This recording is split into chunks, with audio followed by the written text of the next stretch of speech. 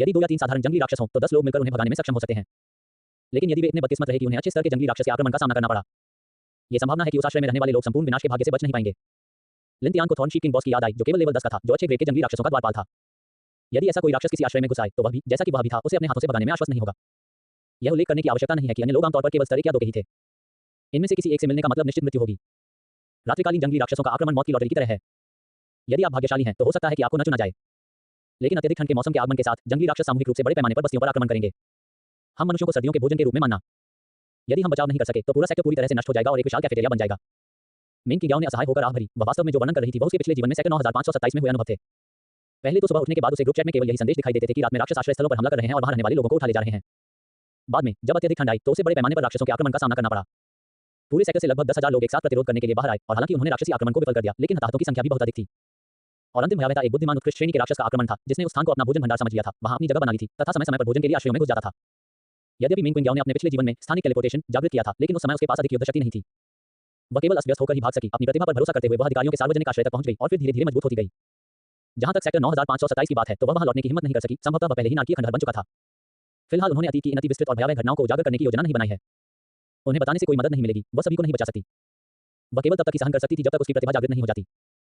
यदि वह वास्तव में इस क्षेत्र की रक्षा नहीं कर सकती, वह अपने साथ 2 लोगों को लेकर भाग सकती थी। लिन तियान और जू वानरुओ उसके 2 साथियों में से डिफॉल्ट विकल्प थे। मेंग किंग याओ ने अपनी भावनाओं को आंतरिक रूप से समायोजित किया, मुस्कुराहट को दबाया और कहा, "ये खाने के लिए तैयार है।"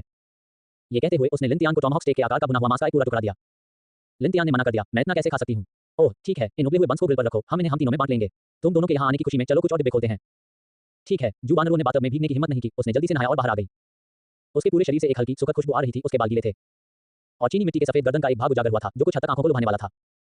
चलो, भोजन का समय हो गया है। मेंग किंग याओ ने जू वानरुओ को 2 उबले हुए बंस और भुने हुए मांस का एक बड़ा टुकड़ा भी दिया। जू वानरुओ कई दिनों से उबले अंडे खा रहा था। उसने यह उम्मीद नहीं की थी कि वह यहाँ भुना हुआ मांस, ब्रेज़्ड पोर्क, फल संरक्षित और तला हुआ चावल खा सकेगी।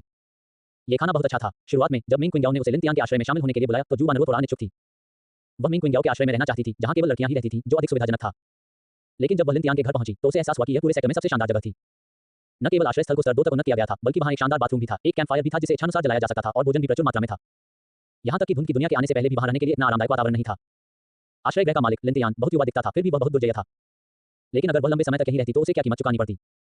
जू वानरुओं के विचार थोड़े भटक गए और उसे लगा कि इस प्रश्न पर विचार करना भयानक है, बेहतर होगा कि पहले मांस खाया जाए। तीनों ने खूब मन लगाकर खाना खाया और चलते-चलते बातें भी करते रहे। लिन तियान को इसकी उम्मीद नहीं थी। एक बार जब नौसिखिया संरक्षण अवधि बीत जाती है तो जिन मनुष्यों ने अभी तक अपना पैर भी नहीं जमाया है, उन्हें सीधे धुंध दुनिया की क्रूरता का सामना करना पड़ेगा। यदि पूरा सेक्टर टिक नहीं सका और तब तक नष्ट हो गया, भले ही उसका आश्रय उच्च स्तर का था, यहाँ अकेले फंसने से काम नहीं चलेगा।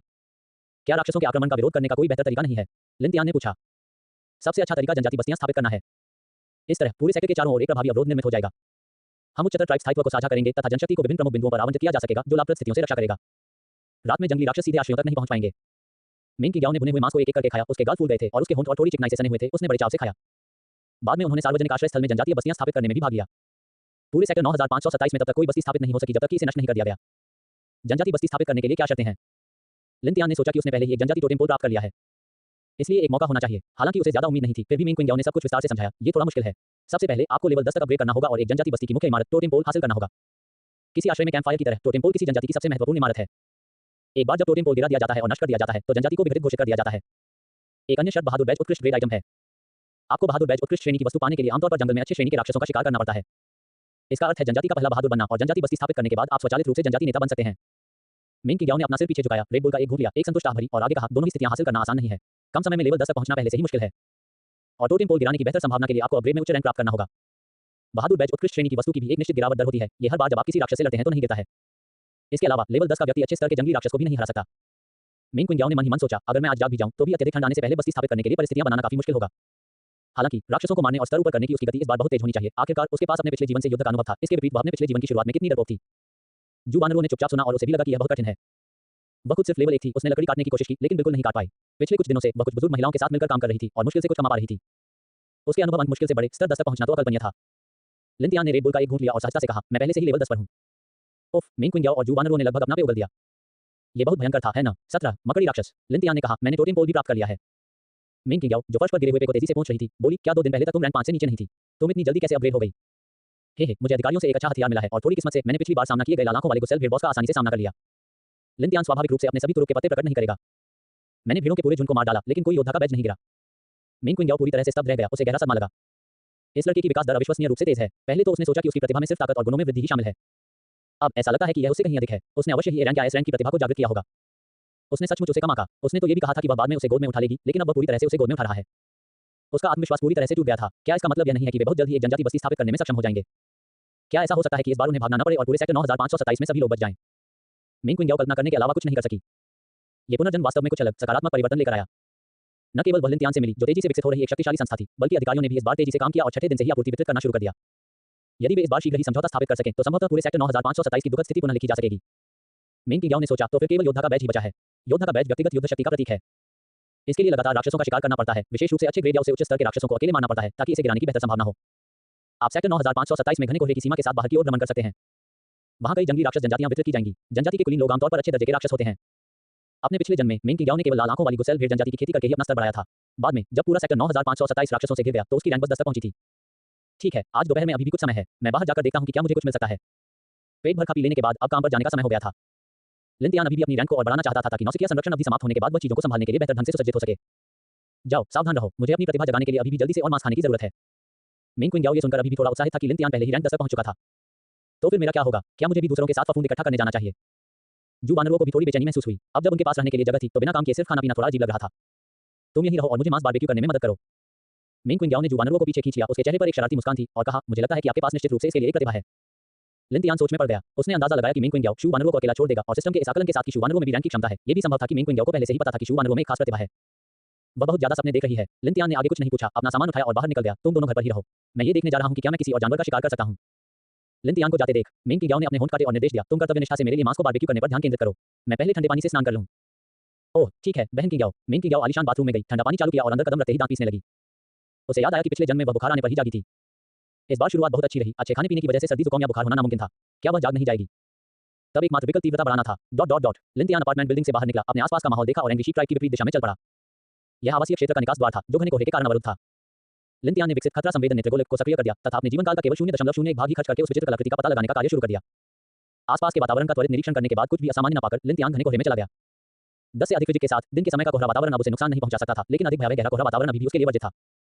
लिनतियान ने अपने बाएं हाथ में 8 विध्वंसक तलवार और दाहिने हाथ में एक क्रॉसबो पकड़ रखा था और आवासीय क्षेत्र के निकास से मुख्य सड़क के साथ बाहर की ओर खोज कर रहा था। दुकानों की कतारें घने कोहरे में डूबी हुई थीं और सड़क पर कोई भी दिखाई नहीं दे रहा था। सड़क पर कारें बेतरतीब ढंग से खड़ी थीं। ऐसा लग रहा था जैसे पूरी दुनिया ठहर गई हो, कोई भी जीवित प्राणी नजर नहीं आ रहा हो। यह मानवता के विलुप्त होने के बाद की सर्वनाशकारी दुनिया में एक उजाड़ शहर जैसा था। रास्ते में लिनतियान को कई सुविधा स्टोर और शराब की दुकानें मिली, जिनमें उसने प्रवेश किया और जल्दी से लूटपाट की और सभी प्रकार की आपूर्ति को मिसे पीपी के भंडारण पैनल में फेंक दिया। कुछ दूर आगे चलने पर उसकी आंखों के सामने एक ऐसा दृश्य प्रकट हुआ जो ब्लू स्टार से संबंधित नहीं था। जहां कभी पार्किंग स्थल हुआ करता था, वहां अचानक अजीब चट्टानों का एक बंजर इलाका उभर आया। बंजर भूमि के दूर दूर तक घना कोहरा भरा जंगल अभी भी अंतहीन रूप से फैला हुआ था। ऐसा लग रहा था जैसे किसी देवता ने किसी अन्य प्रकार के नक्शे का एक टुकड़ा उठाकर इस शहर में जड़ दिया हो। लिनतियान का हौसला बढ़ा। उसने चारों ओर देखा, नेत्रगोलक ने कोई खतरा नहीं दिखाया, इसलिए वह बंजर भूमि में चला गया। आसपास जंगली राक्षस होने चाहिए, है ना? कुछ देर तक उलझी हुई चट्टानों के बीच चलने के बाद लिनतियान ने अचानक काले पत्थरों के साथ मिश्रित धातु चमक के कण देखे। अयस्क। वह आगे बढ़ा, अपनी उत्कृष्ट श्रेणी की छोटी तलवार निकाली और तलवार की नोक से कुछ बार खोदने की कोशिश की। उसकी हथेली में धातु का एक टुकड़ा दिखाई दिया। ड्रैगन स्पाइन आयरन अयस्क जोड़ 1। ड्रैगन स्पाइन लौह अयस्क उच्च श्रेणी का लौह अयस्क जो आमतौर पर खुले वातावरण में पाया जाता है, खनन में बहुत आसान है। इसका उपयोग उच्च श्रेणी के हथियार बनाने के लिए किया जा सकता है, जो एक सामान्य बुनियादी संसाधन है। ये वास्तव में अयस्क था और यह यांत्रिक कठपुतली निर्माण ब्लूप्रिंट में दर्ज लौह अयस्कों में से एक था जिसका उपयोग कठपुतलियों के उत्पादन के लिए किया जा सकता था। अच्छी चीज, इतना बड़ा क्षेत्र। ये सेक्टर 9527 से ज्यादा दूर नहीं था, लेकिन दुर्भाग्यवश यह कोहरे वाले क्षेत्र में था। अब खनन के लिए लोगों को ढूंढने का कोई रास्ता नहीं था। वह पहले स्वयं ही कुछ खनन कर सकता था और फिर वापस जाकर खेलने के लिए एक यांत्रिक कठपुतली बना सकता था। वह अपनी उत्कृष्ट ग्रेड की छोटी तलवार का उपयोग करने में थोड़ा अनिच्छुक था, इसलिए लिनतियान ने अपनी अच्छी ग्रेड की कुल्हाड़ी निकाली। कुल्हाड़ी के कुंसिले का उपयोग करते हुए वह बार-बार प्रहार करके खनन करता था। कुछ देर की आवाज के बाद उसकी विचित्र कलाकृति आईबॉल ने अचानक कुछ पता लगा लिया। उसकी दृष्टि रेखा में कई हल्के लाल विस्मयादिबोधक चिन्ह दिखाई दिए। लिनतियान ने ऊपर देखा और एक काले मकड़ी राक्षस को देखा जो बास्केटबॉल के आकार का था, धीरे-धीरे उसकी ओर रेंग रहा था। ये लगभग 7 या 8 मीटर दूर जाकर रुक गया। ऐसा प्रतीत होता है कि वह ऊपर देख रहा है और उसका निरीक्षण कर रहा है। राक्षस के मुंह खुलते और बंद होते रहे, मानो वह उसका अभिवादन कर रहा हो। लिनतियान ने स्पाइडर मॉन्स्टर की जानकारी की जांच करने के लिए आईबॉल की पहचान क्षमता का उपयोग किया। लोहा खाने वाली भेड़िया मकड़ी, रैंक 6, विवरण, आकार में बड़ा, लोहा अयस्क खाता है और विभिन्न जंगली जानवरों का शिकार भी करता है। इसके विषैले रेशम से सावधान रहें, जो अत्यधिक संक्षारक होता है। जैसे ही उसने जानकारी पढ़ना समाप्त किया, थप्पड़ यूरो। मकड़ी के रेशम का एक उंगली जितना मोटा धागा पहले ही लिनतियान की ओर एक तेज तीर की तरह उछल चुका था। लिनतियान तैयार था। एक तत्काल गति के साथ वह पहले से ही भेड़िया मकड़ी के पास था। उनकी अत्यंत शक्तिशाली गतिशील दृष्टि ने उन्हें बिना अपनी गति रोके क्रॉसबो से तीर चलाने की क्षमता प्रदान की। एक कुरकुरी छप की आवाज के साथ, जैसे पानी का गुब्बारा फूट रहा हो। लौह खाने वाले भेड़िया मकड़ी के शरीर को क्रॉसबो बोल्ट द्वारा सटीक रूप से छेद दिया गया था। अनुभव जोड़ 100। वहां पशु मांस जैसे कोई पुरस्कार नहीं थे। ऐसा लगता है कि यह विशुद्ध रूप से एक अनुभव था बेबी। लेकिन दिल तोड़ने वाली बात यह थी कि उसका अच्छे दर्जे का क्रॉसबो बोल्ट जंग खा गया था और जमीन में धंसने के कारण धुआं निकल रहा था। हवा में खट्टी संक्षारक गंध भर गई। कई और लौहभक्षी भेड़िया मकड़ियां अजीब चट्टानों के पीछे से रेंगते हुए बाहर निकल आईं। वे अपने गिरे हुए साथी का बदला लेने के इरादे से लिनतियान की ओर खतरनाक तरीके से दौड़ रहे थे। उसे लो, लिनतियान ने अपनी 8 विनाशकारी तलवार निकाली, अपने जीवन काल का 0.1 हिस्सा खा लिया और एक पवन स्लैश छोड़ा। कई भेड़िया मकड़ियां टकराने पर फट गईं। अनुभव जोड़ 100। अनुभव जोड़ 100 ... अनुभव तेजी से बढ़ा, लेकिन नकारात्मक पक्ष ये था कि इसमें बहुत अधिक जीवनकाल खर्च हो गया। हवा में अधिक तीव्र तीखी अम्लीय गंध भर गई। लिनतियान की संवेदनशील आंखों ने पास के धुंधले जंगल में हल्के लाल विस्मयादिबोधक चिन्हों के एक बड़े समूह को देखा, जिसमें कुछ गहरे लाल रंग की खोपड़ियां भी शामिल थीं। उनकी संख्या कम से कम कई सौ थी। अरे, उसने तो मकड़ी के छत्ते में छेद कर दिया। लिनतियान निर्णायक रूप से भाग गया। उसने पूरे रास्ते तात्कालिक गति का इस्तेमाल किया और तेजी से भाग निकला। पीछे मुड़कर देखा तो भेड़िया मकड़ी जनजाति ने उसका पीछा नहीं किया, बल्कि ड्रैगन स्पाइन शिरा पर जम गया और सतर्कता से गश्त लगा रहा था। ऐसा लग रहा था कि वह राक्षसों का भोजन कक्ष था। ये कठिन होने वाला था। वह उन्हें मार सकता था, लेकिन ये बहुत ही जानलेवा होता। अनुभव अंक अर्जित करने से उसका पूरा जीवन काल समाप्त हो जाएगा। ये देखते हुए कि दोपहर के लगभग 3 बज चुके थे, लिनतियान को अब आश्रय में वापस लौटना पड़ा और बाद में अपने अगले कदम की योजना बनानी पड़ी। जैसे जैसे शाम होने लगी, सभी लोग एक दूसरे को पुकारने लगे और जल्दी जल्दी अपार्टमेंट की इमारत में घुसकर अपने अपने आश्रयों की ओर वापस चले गए। दरवाजा खोलना। जुआन वो पहले से ही प्रवेश द्वार पर इंतजार कर रहा था। कुछ शर्माते हुए कह रहा था, भाई तियान वापस आ गया है। मुझे अपने जूते लाने दो। बारबेक्यू तैयार है। क्या आप पहले नहाना चाहते हैं या पहले खाना? लिनतियान लगभग एक रणनीति के तहत पीछे झुक गया। हे भगवान, ऐसा व्यवहार तो उसने अपनी पिछली जिंदगी में सिर्फ फिल्मों में ही देखा था। सामान्य विकास सिर्फ इतना नहीं था। खांसी खांसी। किंग कहाँ है? और वह व्यक्ति देख रहा था, अपने विचारों को भटकने नहीं दे सका। सिस्टर किंग की तबीयत ठीक नहीं है, वह आराम कर रही हैं। उन्होंने कहा है कि उनकी चिंता न करें, वह जागृति के करीब होंगी। मेन क्विंग के निर्देशों का पालन करते हुए जुआनरो ने यह नहीं बताया कि उसने जानबूझकर ठंडे पानी से स्नान किया था और फिर गर्म नहीं हुई थी और अब बुखार के साथ लेटी हुई थी। लिनतियान ने सिर हिलाया, तो मैं पहले नहाऊंगा फिर खाऊंगा। चलो साथ में खाते हैं। जुआनरो की गर्दन तुरंत लाल हो गई। आह भाई तियान, नहीं, ऐसा नहीं चलेगा। मेरा मतलब था साथ में खाना। ओह ओह, आपका मतलब था खाना। खाना ठीक है। जुआनरो ने नीचे देखा, आगे कुछ बोल नहीं पाई, मानो उसने कुछ गलत समझ लिया हो। लिनतियान कठोर चेहरे और शरारती मुस्कान के साथ बाथरूम में चली गई। इस मासूम बच्ची को छेड़ना कितना मजेदार था। 18 नुस्खा। जकूज़ी में आराम से स्नान करने के बाद लिनतियान ने सोचा कि आज के रिजन को कैसे संभालना है। मेन क्विंग को बुखार था और वह बीमार थी, इसलिए इस समय उसे जगाकर उसकी चीजें देना थोड़ा अजीब होगा।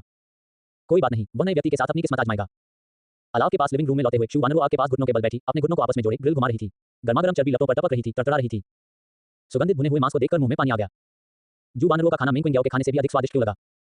भाई तियान, कृपया बैठ जाइए, क्या मैं इसे आपके लिए काट दूं? मैं खुद ही कर लूंगा, तुम भी खा लो। दोनों ने धुंध के आने से पहले के जीवन के बारे में कुछ देर तक बातचीत की। जुआनरो पास के एक विश्वविद्यालय में छात्रा थी। उसे अपने छात्रावास में कुछ हद तक बहिष्कृत और प्रताड़ित महसूस होता था, इसलिए उसने इस समुदाय में एक घर किराए पर ले लिया। वह आमतौर पर खाना पकाने और कुछ जेब खर्च कमाने के लिए छोटी-छोटी लाइव स्ट्रीम करने का आनंद लेती थी। जुआनरो भविष्य को लेकर चिंतित थी। एक लड़की के लिए इस तरह के माहौल में स्थिर रूप से जीवित रहना बहुत मुश्किल था। लिनतियान ने उसे दिलासा दिया, कोई बात नहीं, अधिकारियों ने भी कहा है कि यह सिर्फ एक नई शुरुआत है, दुनिया का अंत नहीं। चिंता मत करो, बस किंग का साथ दो, इस जगह को अपने घर जैसा समझो। भविष्य में हम एक दूसरे का साथ देंगे और इस मुश्किल घड़ी से उबरेंगे। ओह, और तुम्हारा भुना हुआ मांस बहुत खुशबूदार है। अब से तुम घर पर खाना बनाने और घर के कामों के लिए जिम्मेदार होगे और किंग और मैं शिकार पर जाएंगे। हम काम बांट लेंगे। अच्छा रहेगा कि तुम पहले इन जानवरों का मांस ले लो। इस महीने की हमारी खपत के अलावा बाकी का इस्तेमाल तुम अपने खर्च के लिए कर सकते हो। इसे मेरे आश्रय में शामिल होने के लिए एक स्वागत योग्य उपहार और वेतन समझो।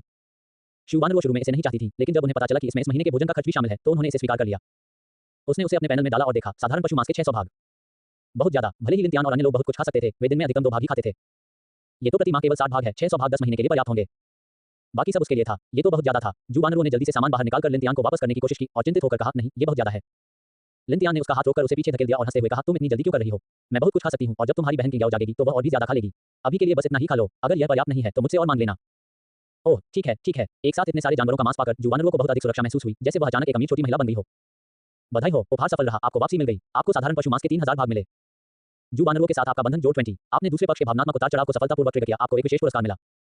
आपको रेसिपी मिली, ऊर्जा भुना हुआ मांस, जीवन शक्ति भुना हुआ मांस, साधारण किस्म का नुस्खा, पशु मांस सामग्री डालकर ये स्वचालित रूप से भुना हुआ मांस उत्पन्न कर सकता है। इसे खाने से 10% सहनशक्ति और स्वास्थ्य तुरंत बहाल हो सकता है। ओह, बुरा नहीं है, यहाँ तक कि एक विशेष वापसी भी थी। यह एक नुस्खा था। लिनतियान ने आवश्यक सामग्री को देखा। वास्तव में इसके लिए 10 भाग लकड़ी और 10 भाग जानवर का मांस चाहिए था। लागत काफी अधिक थी। उसे लकड़ी की क्या जरूरत थी? शायद मांस भूनने के लिए। अपनी स्थिति को 10% तक बहाल करने के लिए इसे खाना अभी भी युद्ध में एक बहुत अच्छा प्रभाव था। जब आप थके हुए हों तो 2 टुकड़े भुना हुआ मांस खाने से तुरंत ऊर्जा प्राप्त होगी, जो महत्वपूर्ण क्षणों में किसी के जीवन को बचा सकती है। भुना हुआ मांस खत्म करने के बाद जुआनरो जल्दी से मेन क्विंग की देखभाल करने चला गया। लिनतियान के साथ अकेले में वह हमेशा थोड़ा डरी हुई और शर्मिंदा महसूस करती थी, क्योंकि वे अभी तक एक दूसरे से बहुत परिचित नहीं थे। लिनतियान भी शांति से खुश था। वह लाव के पास बैठा और मिस ऐप ब्राउज कर रहा था। आज सभी समूहों का मूड काफी उत्साहित था। सभी को प्राधिकारियों द्वारा वितरित राहत बचाव पैक प्राप्त हो चुके थे। अंततः उन्हें कुछ खाना मिला। हालांकि कई उपजिलाओं में अभी भी कई समस्याएं थीं। संगठनात्मक शक्ति का अभाव था और सक्रिय सहयोग की कमी थी। केवल कुछ लोग ही रैंक के काशियों में चले गए थे। विश्वविद्यालय कक्षा समूह में क्लास मॉनिटर यांग जून, वाह, आज आखिरकार मुझे गर्मागर्म खाना मिला। हमारी बिल्डिंग के प्रोग्रामर और प्रोडक्ट मैनेजरों ने आखिरकार सहयोग के नियम बना लिए हैं और अब सभी ने लाभ जला लिए हैं। कितनी गर्मी है। मायुक्सुआन, मैंने पहले ही रैंक 2 आश्रय में अपग्रेड कर लिया है। एयर प्यूरीफायर के साथ ये काफी आरामदायक है। लिनतियान थोड़ा उत्सुक था कि मायुक्सुआन इतनी जल्दी रैंक 5 तक पहुंच गया था। उसके पास अभी भी कुछ चालें छिपी थीं। निश्चित रूप से किसी ने पूछा, वेज बॉस माँ, आप इतनी जल्दी रैंक 5 तक कैसे पहुंच गए? मायुक्सुआन, मैंने अपनी पूंजी का कुछ हिस्सा खर्च किया। मैंने अपने गोदाम के माल का 10वां हिस्सा एक चैनल ढूंढने में लगाया और उसे एक सैन्य रिकव धनुष से बदल दिया। ओह, मैं कुछ दिन पहले बताना भूल गया था कि मैंने एक सी ग्रेड प्रतिभा प्रिसिशन जागृत कर ली है। मेरा निशाना अविश्वसनीय रूप से सटीक है, मैं तीरों को घुमा भी सकता हूँ। वाह, बॉस माँ कमाल है। बॉस माँ किस उप जिले में है? मैं आपके साथ शामिल होना चाहता हूँ। किसी प्रतिभा को जागृत करने पर कैसा महसूस होता है? क्या आपकी युद्ध शक्ति बहुत प्रबल है? मायुक्सुआन ने गर्व से कहा, कोई बात नहीं, अपनी मौजूदा ताकत के साथ मिस फॉरेस्ट में रैंक 3 के जंगली राक्षसों की खेती करना खेलने जैसा है। मैं उपजिला 9966 में हूँ और मैंने पहले ही सभी को संगठित कर लिया है। अब मैं अधिकारियों का उपजिला प्रमुख हूँ। और हाँ, अगर आपकी फिजिक 10 पॉइंट से ज्यादा है तो आप घने कोहरे वाले इलाकों में घूम सकते हैं। आप लोग कड़ी मेहनत करो। अगर भविष्य में आप आस-पास हो तो मुझे ढूंढ सकते हैं। चलो, हम पुराने सहपाठी मिलकर काम करते हैं। ठीक है, हम बॉस माँ के पास जरूर आएंगे। फिजिक के 10 अंक, ये बहुत कठिन है। माँ युक्सुआन, कड़ी मेहनत करते रहो। अधिकारियों की बात सुनो, राक्षसों की खेती करने और स्तर बढ़ाने में सहयोग करना तेज है। लकड़ी काटने का वास्तव में कोई भविष्य नहीं है, ये केवल बुनियादी जीविका प्रदान करता है। माँ युक्सुआन की सलाह ने कई लोगों के मन में हलचल मचा दी। सभी ने मिलकर जंगली राक्षसों की खेती करने और उनके साथ सहयोग करने के तरीके खोजने की योजना बनाई। लियू युआन छिपकर बैठी थी और उसे बहुत जलन हो रही थी। उसके पास सामान की कमी नहीं थी, लेकिन उसकी रैंक कटी हुई थी। वह रैंक 5 तक नहीं पहुंच सकती थी, इसलिए वह रैंक 2 के आश्रय में अपग्रेड नहीं हो सकती थी। उनकी शारीरिक बनावट भी 10 अंक से काफी दूर थी। काश वह लिन तियान के साथ होती तो उसे बहुत पहले ही उठा लिया गया होता। लिन तियान माँ युक्सुआन के शब्दों को पढ़कर थोड़ा आश्चर्यचकित हुआ। उसने उम्मीद नहीं की थी कि उसने एक प्रतिभा को जागृत किया होगा। कुछ दिन पहले तो उन्होंने इसका जिक्र ही नहीं किया था। क्या ऐसा हो सकता है कि खजाने की पेटी में कुछ ऐसा खुल गया हो जो जागृति में सहायक हो सकता है? इस व्यक्ति के पास बहुत सारे संसाधन थे और अब उसने एक सी ग्रेड प्रतिभा को जागृत कर लिया था और अपनी टीम का निर्माण शुरू कर दिया था। देखते हैं कि वह सुचारू रूप से विकास कर पाता है या नहीं। स्कूल के दौरान लिन तियान ने माँ युक्सुआन के साथ ज्यादा बातचीत नहीं की, मुख्यतः इसलिए क्योंकि वह लड़का अक्सर स्कूल से बाहर रहता था तथा व्यवसाय वगैरह चलाता था। ऐसा लगता है कि वह मिस्ट वर्ल्ड में भी बहुत अच्छा कर सकता है। लिन तियान ने अपने आसपास की चीजों का हिसाब लगाया। फिलहाल उसके पास जरूरी सामान की कमी नहीं थी। 2 अजीब कलाकृतियां, यांग नू भेड़ का क्रोध और 8 विनाशकारी तलवार लियू युआन के लिए बहुत उपयुक्त नहीं थी। 2 जीवनकाल क्रिस्टल भी उसके लिए अस्थायी रूप से बेकार थे। एक पल सोचने के बाद उसने एक साधारण ग्रेड हैंड क्रॉसबो को ट्रेड बार में फेंक दिया और उसे लियू युआन के पास भेज दिया। आइए देखें कि क्या यह उच्च गुणवत्ता जैसे कि अच्छे ग्रेड का हैंड क्रॉसबो दे सकता है। यह एक बहुत बड़ा लाभ होगा। ये लो, इसे कुछ जंगली राक्षसों पर आजमाओ, लेकिन सावधानी से इस्तेमाल करो। किसी को गोली मत मारना। लियू युआन इतनी भावुक हो गई कि वह लगभग रो पड़ी। भाई तियान को उसकी परवाह थी। वह तो बस इस बात की चिंता कर रही थी कि कैसे आगे बढ़ा जाए और उसने उसे एक हथियार भी भेज दिया। अब हथियार कितने कीमती थे? माँ युक्सुआन ने समूह में उल्लेख किया कि यह उनके गोदाम की आपूर्ति का 10वां हिस्सा था। धन्यवाद भाई तियान, मैं जल्दी से स्तर बढ़ाने के लिए कड़ी मेहनत करूंगा ताकि मैं भविष्य में भाई तियान को शिकार करने में मदद कर सकूं। बधाई हो, उपहार सफल रहा, आपको वापसी मिल गई। आपको 10 साधारण ग्रेड हाथ क्रॉसबो प्राप्त हुए। लियू युआन के साथ आपका बंधन जोड़ 10 बुरा नहीं, हालांकि कोई खास अच्छी क्वालिटी नहीं मिली, लेकिन 10 हैंड क्रॉसबो बाद में कई जगहों पर काम आएंगे। क्रॉसबो बोल्ट्स का इंतजार करो, मैं उनके बदले में कुछ चैनल ढूंढूंगा। ठीक है भाई तियान, मुझे कोई जल्दी नहीं है। लिन तियान के पास क्रॉसबो बोल्ट का स्टॉक कम होता जा रहा था। उसे कैप्टन किन को फिर से ढूंढना पड़ा और उसने एक संदेश छोड़ा, चाचा किन, क्या आप मुझे 1000 क्रॉसबो बोल्ट दे सकते हैं? किन जिंगचुआन ने तुरंत जवाब दिया, 1000 बोल्ट? क्या आप युद्ध करने जा रहे हैं? क्या एक हाथ वाला क्रॉसबो 1000 बोल्ट दाग सकता है? नहीं। लिन तियान को यह भी पता था कि अधिकारियों को इन युद्ध संसाधनों पर कड़ी निगरानी रखनी होगी। उसने कहा, मेरे यहाँ बहुत सारी मकड़ियां हैं, खपत बहुत ज्यादा है, ये कैसा रहेगा? 500 भाग साधारण किस्म के जानवरों का मांस। बस मुझे बताइए कि आप इसके बदले में कितने ले सकते हैं। खैर, जू वानरों ने अभी जानवरों का 3000 हिस्सा मांस लौटाया है, उसके पास बहुत था, वह सब तो खा नहीं सकता था। किन जिंगचुआन के चेहरे के भाव तुरंत बदल गए। ये बच्चा बहुत उदार था, बाजार में 500 टुकड़ों का मांस कई हजार लकड़ियों के बदले मिल सकता था। ज्यादा से ज्यादा 2000 साधारण क्रॉसबो बोल्ट। हमारे यहाँ भी बहुत कम पैसे हैं। तीरों के सिरे मजदूरों ने हाथ से घिसे हैं, पीसने वाले चक्कों से धुआं निकल रहा है। क्या आप इन्हें बदल सकते हैं? ये कीमत उचित थी। सौदा। लिन तियान ने तुरंत इसे लगा दिया और व्यापार शुरू कर दिया। किन जिंगचुआन हंसा, अभी भी इतना सीधा। व्यापार सफल होने के बाद किन जिंगचुआन ने उत्सुकता से पूछा, भाई आप किस रैंक के हैं? बस रैंक 10। हालांकि किन जिंगचुआन कुछ हद तक मानसिक रूप से तैयार था और जानता था कि लिन तियान की रैंक कम नहीं होनी चाहिए, लेकिन उसने यह उम्मीद नहीं की थी कि वह 7 दिनों से कम समय में रैंक 10 तक पहुंच जाएगा। उनकी बुद्धिमत्ता के अनुसार कई शीर्ष प्रतिभा उपयोगकर्ता केवल रैंक 10 तक ही पहुंचे थे और वह भी विभिन्न संसाधनों की आपूर्ति के साथ। लिन तियान की गति विश्व स्तर पर शीर्ष में शुमार हो सकती है। किन जिंगचुआन ने प्रशंसा करते हुए कहा, बहुत बढ़िया भाई, आप तेजी से विकास करते हैं। भविष्य में अगर आपको कोई जरूरत हो तो पहले मुझसे पूछिए और मैं आपकी मदद करने का कोई रास्ता ढूंढने की कोशिश करूंगा। ठीक है अंकल किन। लिन तियान मूल रूप से अधिकारियों के साथ एक रास्ता खोलना चाहता था और अब जब किन जिंगचुआन ने एक शांति प्रस्ताव बढ़ाया तो उसने स्वाभाविक रूप से अवसर का लाभ उठाया। मैं तुम्हें भाई कहता हूं और तुम मुझे चाचा, क्या हम एक दूसरे को बस अपनी मर्जी से बुला रहे हैं? इस साल तो मैं 40 साल का भी नहीं हुआ हूं। किन जिंगचुआन का माथा काली रेखाओं से ढका हुआ था। हाँ, बड़े भाई किन को मजाक करना बहुत पसंद है। ठीक है भाई, चलो बाद में मिलते हैं। 19 जागृति। लिन तियान ने क्रॉसबो बोल्ट निकाले और उनकी जांच की। ऐसा प्रतीत होता था कि वे धुंध विश्व में उत्पादित लकड़ी और अयस्क से बने थे, जिससे वे अधिक घातक थे और क्षय के प्रति कम संवेदनशील थे। अयस्क। लिन तियान ने उस खनन क्षेत्र के बारे में सोचा जिस पर पहले मकड़ी राक्षसों ने कब्जा कर रखा था। अगर वह उस पर कब्जा कर ले तो क्या वह अपने हथियार बना पाएगा? लिन तियान ने लियू युआन को 200 क्रॉसबो बोल्ट दिए, जब ये खत्म हो जाए तो मुझे ढूंढना। सावधान रहना। पहले अपने पते साझा करने के बाद लियू युआन सेक्टर 9988 में था, जो ब्लू स्टार के मूल नक्शे के अनुसार 2 शहरों की दूरी पर था।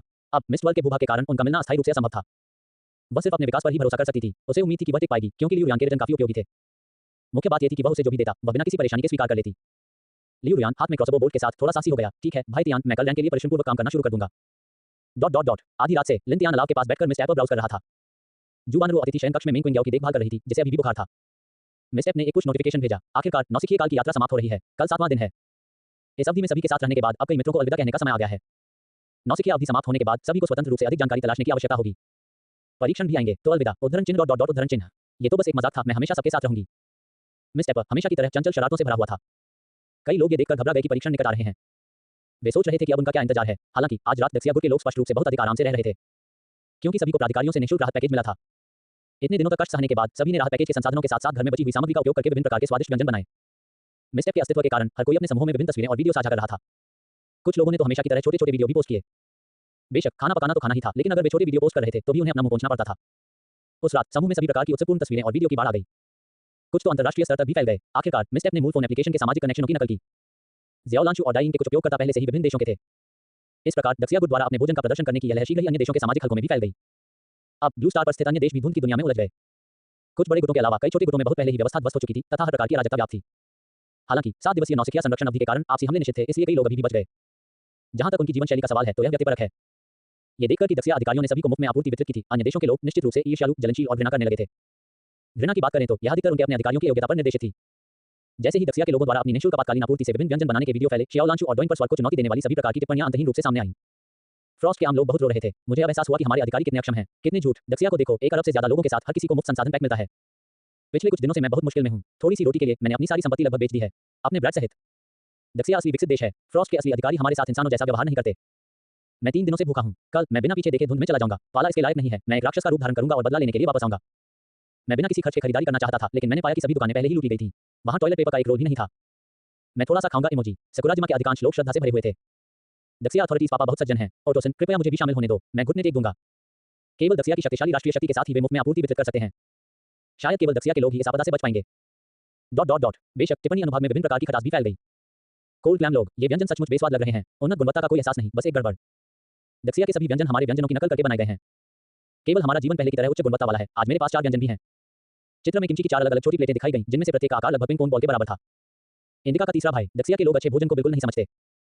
कोल्ड क्लैम केवल घटिया अचार वाला सामान ही खाता है, वे मांस भी नहीं खरीद सकते। हमारे खाने को देखो, ये साफ और स्वास्थ्यकर है। चित्र में लाल भूरे रंग की त्वचा वाला एक अज्ञात प्राणी दिखाया गया था, जो एक छोटी छिपकली जैसा दिख रहा था तथा जिसमें बड़ी मात्रा में भूरा पीला करी मिला हुआ था। टिप्पणियां एक समान रूप से घृणा की अभिव्यक्ति थी। विभिन्न लंबी दूरी के संचार माध्यमों ने भी इस धुंध दुनिया में थोड़ा सा स्वाद जोड़ा। दक्षिया लोगों को अन्य गुटों की टिप्पणियां मनोरंजक लगी। अब दूसरे गुटों के लोगों के विचारों की परवाह करने की ऊर्जा किसमें बची है। एक स्वप्नहीन रात, सुबह मिस टैपर ने दिन का पूर्वानुमान भी भेजा। लिंतियान ने अलाव के पास अपनी आंखें खोली और सोचा कि आज स्पाइडर मॉन्स्टर्स के उस समूह को कैसे खत्म किया जाए। यदि वह अकेले ही ऐसा कर सकता है, तो वह ऐसा कर सकता है, लेकिन ये काफी थका देने वाला होगा। क्रॉसबो बोल्ट का उपयोग करने के लिए लगातार किटिंग और तात्कालिक गति के साथ स्थिति निर्धारण की आवश्यकता होती थी, जो काफी थका देने वाला था। 8 विध्वंसक तलवार का उपयोग करना आसान होगा, लेकिन इसके लिए उसे अपने जीवन को जोखिम में डालना होगा, जो इसके लायक भी नहीं था। जब भोर हुई, जू वानरों ने दरवाजा खोला और बाहर आ गया। भाई तियान, सुप्रभात, किंग्याओ कैसी है? उसका बुखार उतर गया है, लेकिन वह अभी भी थोड़ी सुस्त है। हम आज उसके लिए कुछ जानवर के मांस का दलिया बनाओ। ठीक है। नहाने के बाद जू वानरों ने जल्दी से खाना बनाना शुरू कर दिया। क्यूई को काट दिया गया था, इसलिए वह केवल अलाव पर एक बर्तन में दलिया उबाल सकती थी। लिंतियान ने देखा कि उसके द्वारा बनाया गया मांस का दलिया भी स्वादिष्ट था। ऐसा लग रहा था कि उसके पास खाना पकाने की साधारण प्रतिभा है। 11 बजे तक घना कोहरा छट चुका था। नौसिखिया अवधि के अंतिम दिन क्षेत्र के कई लोग पहले से ही लगन से काम शुरू करने के लिए बाहर जा चुके थे। अधिक लोग शिकार के लिए टीमें बनाने लगे, चिल्लाने लगे, जिससे जीवंत माहौल बन गया। ताली बजाओ। अतिथि शयन कक्ष का दरवाजा अचानक खुल गया। मिंग किंग्याओ एक नाइट गाउन में तैरती हुई बाहर आई। उसका पूरा शरीर हवा में लटका हुआ था, लंबे बाल उसके चेहरे को ढके हुए थे, बिना हवा के लहरा रहे थे। उसकी आभा बहुत भयानक थी, सचमुच थोड़ी डरावनी, भूत जैसी। जू वानरो चौंक कर लिंतियान के पीछे छिप गई। बहन किंग, मुझे डराओ मत। लिंतियान खुद को रोक नहीं पाया और अपना क्रॉसबो निकालना चाहा। वो रातों रात ऐसी कैसे हो गई? क्या उस पर कोई भूत प्रेत का साया हो सकता है? मिंग किंग्याओ ने अपने बालों को पीछे की ओर झटक दिया, जिससे उसका सुंदर चेहरा सामने आ गया और वह आकाश की ओर गर्व से हंसी। बहन, मैं आखिरकार जाग गई हूँ। वाह। वह थोड़ा ऊपर तैरती हुई आई। उसका पूरा शरीर तेजी से आगे पीछे हो रहा था, इतनी ऊंचाई पर कि उसका सिर लगभग छत को छू रहा था। वह बहुत उत्तेजित थी। लिंतियान ने नीचे से ऊपर देखा, उत्तेजना से उसका खून दौड़ रहा था। जागृति अच्छी थी। वह वास्तव में उड़ सकती है, उसकी प्रतिभा रैंक बहुत ऊंची होनी चाहिए। मिंग किंग्याओ ने थोड़ी देर तक उड़ान भरी, उसके बाद उसे ठंड महसूस हुई। वह उतरी, उसका चेहरा थोड़ा लाल हो गया था। लिंतियान ने उत्सुकता से पूछा, ये किस तरह की प्रतिभा है? आप इतने उत्साहित हैं? मिंग किंग्याओ ने इसे छिपाया नहीं। अलाव के पास बैठकर उसने हाथ हिलाया और कमरे की कई छोटी-छोटी चीजें एक साथ हवा में उड़ गईं, यहां तक कि जू वानरो भी जमीन से उठकर लटक गई। मिंग किंग्याओ ने हंसते हुए कहा, एस रैंक स्थानिक टेलीपोर्टेशन, क्या यह आश्चर्यजनक नहीं है? उसने विस्तार से समझाया, ये प्रतिभा अपने साथ कई कौशल लेकर आई। सबसे अधिक इस्तेमाल किया जाने वाला तरीका था ट्रैजेक्टरी टेलीपोर्टेशन। अपनी दृष्टि रेखा के भीतर वह किसी वस्तु के लिए लक्ष्य स्थिति निर्धारित कर सकती थी और फिर वह वस्तु भौतिक प्रक्षेपण के अनुसार गति करती थी। ये टेलीकिनेसिस के बहुत समान था। यदि इसका सही ढंग से उपयोग किया जाए तो वह आसपास की विभिन्न वस्तुओं की गति को पूरी तरह से नियंत्रित कर सकती है। मानसिक ऊर्जा की खपत बढ़ाकर टेलीपोर्टेशन की गति को बहुत तेज किया जा सकता है, विशेष रूप से छोटी वस्तुओं के लिए जो तब घातक हो जाएंगी। लिंतियान को लगा कि यह कुछ हद तक उसके अपने तात्कालिक आंदोलन का उन्नत संस्करण है, लेकिन वह केवल छोटी दूरी के टेलीपोर्टेशन के लिए ही अपने शरीर को नियंत्रित कर सकता था। मिंग किंग्याओ की क्षमता ने उसे बहुत अधिक नियंत्रण करने की अनुमति दी। लचीले ढंग से उपयोग किए जाने पर यह बहुत शक्तिशाली लड़ाकू शक्ति उत्पन्न कर सकता है। हालांकि मिंग किंग्याओ ने अभी अपनी प्रतिभा को जागृत किया था और पहले से ही कुशलता से उसका उपयोग करने के लिए कर पा रही थी। नियंत्रण के इस स्तर ने लिंतियान को बहुत चकित कर दिया। शायद एस रैंक प्रतिभा वाले एक जागृत व्यक्ति में स्वाभाविक रूप से सामान्य लोगों की तुलना में अधिक मजबूत मानसिक ऊर्जा और नियंत्रण होता है। मिंग किंग्याओ की अन्य प्रतिभा संगत कुशलता रिमोट टेलीपोर्टेशन थी। इसके लिए लक्ष्य स्थान पर पहले से ही एक लंगर बिंदु स्थापित करना आवश्यक था और फिर लोगों या अन्य वस्तुओं को तुरंत ही दूर से वहां टेलीपोर्ट किया जा सकता था। ये क्षमता काफी व्यवहारिक भी थी। इसका सबसे सुविधाजनक उपयोग उसके आश्रय में एक लंगर बिंदु स्थापित करना था, जिससे सीधे घर पर टेलीपोर्ट करके भागना बहुत आसान हो जाता था। लिंतियान ने उत्सुकता से पूछा, अब आपका शरीर कैसा है? क्या आप घने कोहरे वाले क्षेत्र में प्रवेश कर सकते हैं? मिंग किंग्याओ ने सच्चाई से उत्तर दिया, ये 10 अंक से थोड़ा अधिक है। मेरी मानसिक ऊर्जा भी 12 पॉइंट तक पहुंच गई है, लेकिन मेरी ताकत और चपलता अभी पर्याप्त नहीं है। उन्नत प्रतिभा को जागृत करने पर विशेषता आधार में उल्लेखनीय वृद्धि होगी तथा प्रति रैंक विशेषता वृद्धि भी सामान्य लोगों की तुलना में अधिक होगी। यह उन लोगों के लिए भी महत्वपूर्ण था जिनमें मजबूत प्रतिभा थी, ताकि वे प्रारंभिक चरण में तेजी से विकास कर सकें। एक अच्छी काया ही मजबूत मानसिक ऊर्जा का पोषण कर सकती है। मिंग किंग्याओ की प्रतिभा मानसिक पहलू की ओर अधिक झुकी हुई थी तथा शक्ति और चपलता थोड़ी कम थी। फिजिक के 10 अंक पहले से ही घने कोहरे क्षेत्र में प्रवेश करने में सक्षम है, आशा है। लिंतियान ने फिर उस खनन क्षेत्र का वर्णन किया जिसका उसने कल निरीक्षण किया था और वहां बड़ी संख्या में मकड़ी राक्षसों को जमा हुआ बताया। लिंतियान का वर्णन सुनने के बाद मिंग किंग्याओ को पहले से ही एक धारणा हो गई थी। उसके पिछले जीवन में ये स्पाइडर मॉन्स्टर्स का समूह था जिसने सेक्टर 9527 में उत्पात मचाया था। नौसिखिया अवधि समाप्त होने से पहले इन राक्षसों को खत्म करना पूरे क्षेत्र के अस्तित्व के लिए बहुत फायदेमंद होगा। इसके अलावा अब उसे आगे बढ़ने के लिए बड़ी मात्रा में अनुभव की सख्त जरूरत थी। मिंग किंग्याओ ने अपनी वर्तमान ताकत का विश्लेषण किया और भौहें चढ़ाते हुए कहा, मैं अब 10 मीटर की उड़ान ऊंचाई पर अपनी उड़ान को स्थिर रूप से नियंत्रित कर सकती हूं। स्पाइडर मॉन्स्टर्स का जाल इतना ऊंचा नहीं होना चाहिए। जहां तक हथियारों की बात है, आपने मुझे जो क्रॉसबो बोल्ट दिए हैं उनका उपयोग करना भी ठीक है, लेकिन मेरी मूल रैंक बहुत कम है और मेरी सहनशक्ति और मानसिक ऊर्जा लंबे समय तक लड़ाई नहीं कर सकती। मैं शायद कुछ ही लोगों को मार पाऊंगा, उसके बाद मुझे भागने के लिए तुम्हारी मदद की जरूरत पड़ेगी। सहन शक्ति के लिए लिन ने पहले से प्राप्त नुस्खा का उपयोग करके जीवन शक्ति भुना हुआ मांस का एक भाग तैयार किया। मेन क्विंग ने इसे लिया और इस पर नजर डाली। उसकी आंखें तुरंत चमक उठी। 10% स्टेटस बहाल करता है। यह अच्छी चीज है। आपको कैसे पता कि इसे कैसे बनाया जाता है? 20 टीम बनाना। एक अच्छे ग्रेड की रिकवरी वस्तु के लिए 10% प्रभावशीलता पहले से ही काफी अच्छी है। लगातार कुछ और टुकड़े खाने से स्थिति में काफी सुधार हो सकता है। लिन ने लापरवाही से कहा, मुझे खजाने का संदूक खोलते समय गलती से एक नुस्खा मिल गया। इसे बनाने में बस कुछ सेकंड लगते हैं। मेन क्विंग चिंतित थी। एक के उत्पादन की लागत थोड़ी अधिक हो सकती है ना? लिन ने उदारता से कहा, ये ठीक है, मेरे पास बहुत सारे संसाधन हैं। आज आपको राक्षस पीसने के लिए आपूर्ति करना बिल्कुल कोई समस्या नहीं है। मेन क्विंग भावुक हो गई। मैं फिर से उनकी ऋणी हूं। उन्होंने बिना शर्त मेरे महत्वपूर्ण शुरुआती विकास के लिए संसाधन उपलब्ध कराए हैं। जब वह पहली बार जागी तो यद्यपि उसके पास कुछ लड़ाकू शक्ति थी, लेकिन उसे सहारा देने के लिए पर्याप्त संसाधन नहीं थे, इसलिए बड़ा होना काफी कठिन था। विशेषकर प्रारंभिक अन्वेषण के दौरान उसे सब कुछ थोड़ा-थोड़ा करके स्वयं अर्जित करना पड़ा। पहले तो उसके हथियार केवल तीखे कंकड़ ही थे और कुछ साधारण राक्षसों से लड़ना भी उसके लिए अत्यंत कठिन था। जब वह थक जाती थी तो वह केवल पानी पीने और आराम करने के लिए ही वापस जा सकती थी, ये बहुत कठिन था। जब तक वह वहां पहुंची, उसके अधिकांश बाल सफेद हो चुके थे। लेकिन इस बार यह अलग था। मेन क्विंग की आंखें चमक उठी और उसने दृढ़ता से कहा, चलो राक्षसों को कुचलते हैं। हमें आज ही इस मकड़ी राक्षस जनजाति को खत्म करना होगा। यदि सब कुछ ठीक रहा तो आसपास के दो सबसे खतरनाक राक्षस जनजातियों, बकरी राक्षस और मकड़ी राक्षस को समय से पहले ही समाप्त किया जा सकता है। समझौता स्थापित होने से पहले पूरे सेक्टर 9527 पर दबाव बहुत कम हो जाएगा। जब दोनों ने अभिनय के लिए तैयारी की तो जू वानरो भी अपनी ताकत का योगदान देना चाहती थी और उसने सक्रियता से कहा, क्या मैं भी साथ आ सकती हूं? मैं जीवन शक्ति भुना हुआ मांस बनाने में मदद कर सकती हूं। एक अच्छे स्तर की रेसिपी के लिए लेवल 10 से नीचे के लोग भी इसके निर्माण में भाग ले सकते हैं। जब तक पर्याप्त सामग्री उपलब्ध थी तब तक केवल कुछ सहन शक्ति और मानसिक ऊर्जा की आवश्यकता थी। हालांकि इस बार उन्हें बचे हुए समय में राक्षसों को जल्दी से पीसने की जरूरत थी, इसलिए लिन ने कहा, अगली बार। इस बार थोड़ा जल्दी है। हम घने कोहरे वाले इलाके में जा रहे हैं। अभी तुम्हारा शरीर उतना मजबूत नहीं है। अगली बार मैं तुम्हें ये करना सिखाऊंगा, तुम इसे घर पर ही तैयार कर सकते हो। जू वानरों ने अपनी आंखों में एक सौम्य नजर के साथ सिर हिलाया। ठीक है। वह अपनी ताकत भी इसमें योगदान देना चाहती थी। उसे आश्रय गृह में रहना और मुफ्त में खाना पीना बहुत बुरा लगता था। दिन का उजाला ज्यादा देर तक नहीं रहा। लिन और मेन क्विंग दरवाजे से बाहर भागे। समुदाय से बाहर निकलते हुए मेन क्विंग ने एक गहरी सांस ली और घने कोहरे वाले क्षेत्र में कदम रखा। उसने एक क्षण के लिए इसे महसूस किया और उसे कोई असामान्यता नहीं मिली। उसकी जीवनकाल का मूल्य कम नहीं हुआ। ऐसा लग रहा था कि कोई समस्या ही नहीं है। चल दर। दोनों बाहर निकल आए। सड़क पर अभी भी सन्नाटा था, मानो प्रलय के बाद की दुनिया हो। सुबह के समय दृश्यता और भी कम थी। घने कोहरे की आड़ में दूर की वस्तुएं सिर्फ छोटी-छोटी आकृतियां ही दिखाई दे रही थीं। जैसे जैसे वे करीब आते गए, उन्होंने धीरे-धीरे अपना असली रूप प्रकट कर दिया। वहां एक अजीब सा डर था। अचानक धुंध से एक घोड़े का सिर धीरे-धीरे प्रकट हुआ। 2 कदम और चलने के बाद उन्हें पता चला कि वह एक दुकान के सामने एक घोड़ा था। दोनों ने अनजाने में एक दूसरे का हाथ थाम लिया था, भावनात्मक जरूरत से नहीं बल्कि अज्ञात भय से। हालांकि मेन क्विंग को यह अनुभव फिर से हो रहा था, फिर भी वह सहज रूप से डरी हुई महसूस कर रही थी। वहां भरने से खुद को नहीं रोक सकी। मुझे नहीं पता कि कब तक मैं लोगों को सड़कों पर आते जाते देख पाऊंगी। सड़कें कारों से जाम थी, हर कोई गुस्से में हॉर्न बजा रहा था। ये बहुत कष्टप्रद था, लेकिन ये बहुत जीवंत लग रहा था। मेन क्विंग ने 3 वर्षों तक विनाशकारी आपदा का अनुभव किया था। वह उसी क्षण पुनर्जन्म ले चुकी थी जब धुंध दुनिया अवतरित हुई थी। उसने बहुत लंबे समय से लोगों से भरा ऐसा जीवंत माहौल नहीं देखा था। लिन ने उसका हाथ दबाया और दृढ़ता से कहा, वह दिन आएगा और यह बहुत जल्द साकार होगा। आखिरकार मेरे पास एक धोखेबाज है। मैं इस छोटी सी धुंध भरी दुनिया को कैसे नहीं तोड़ सकता। दोनों कुछ देर तक चलते रहे और पार्किंग क्षेत्र के पास पहुंच गए।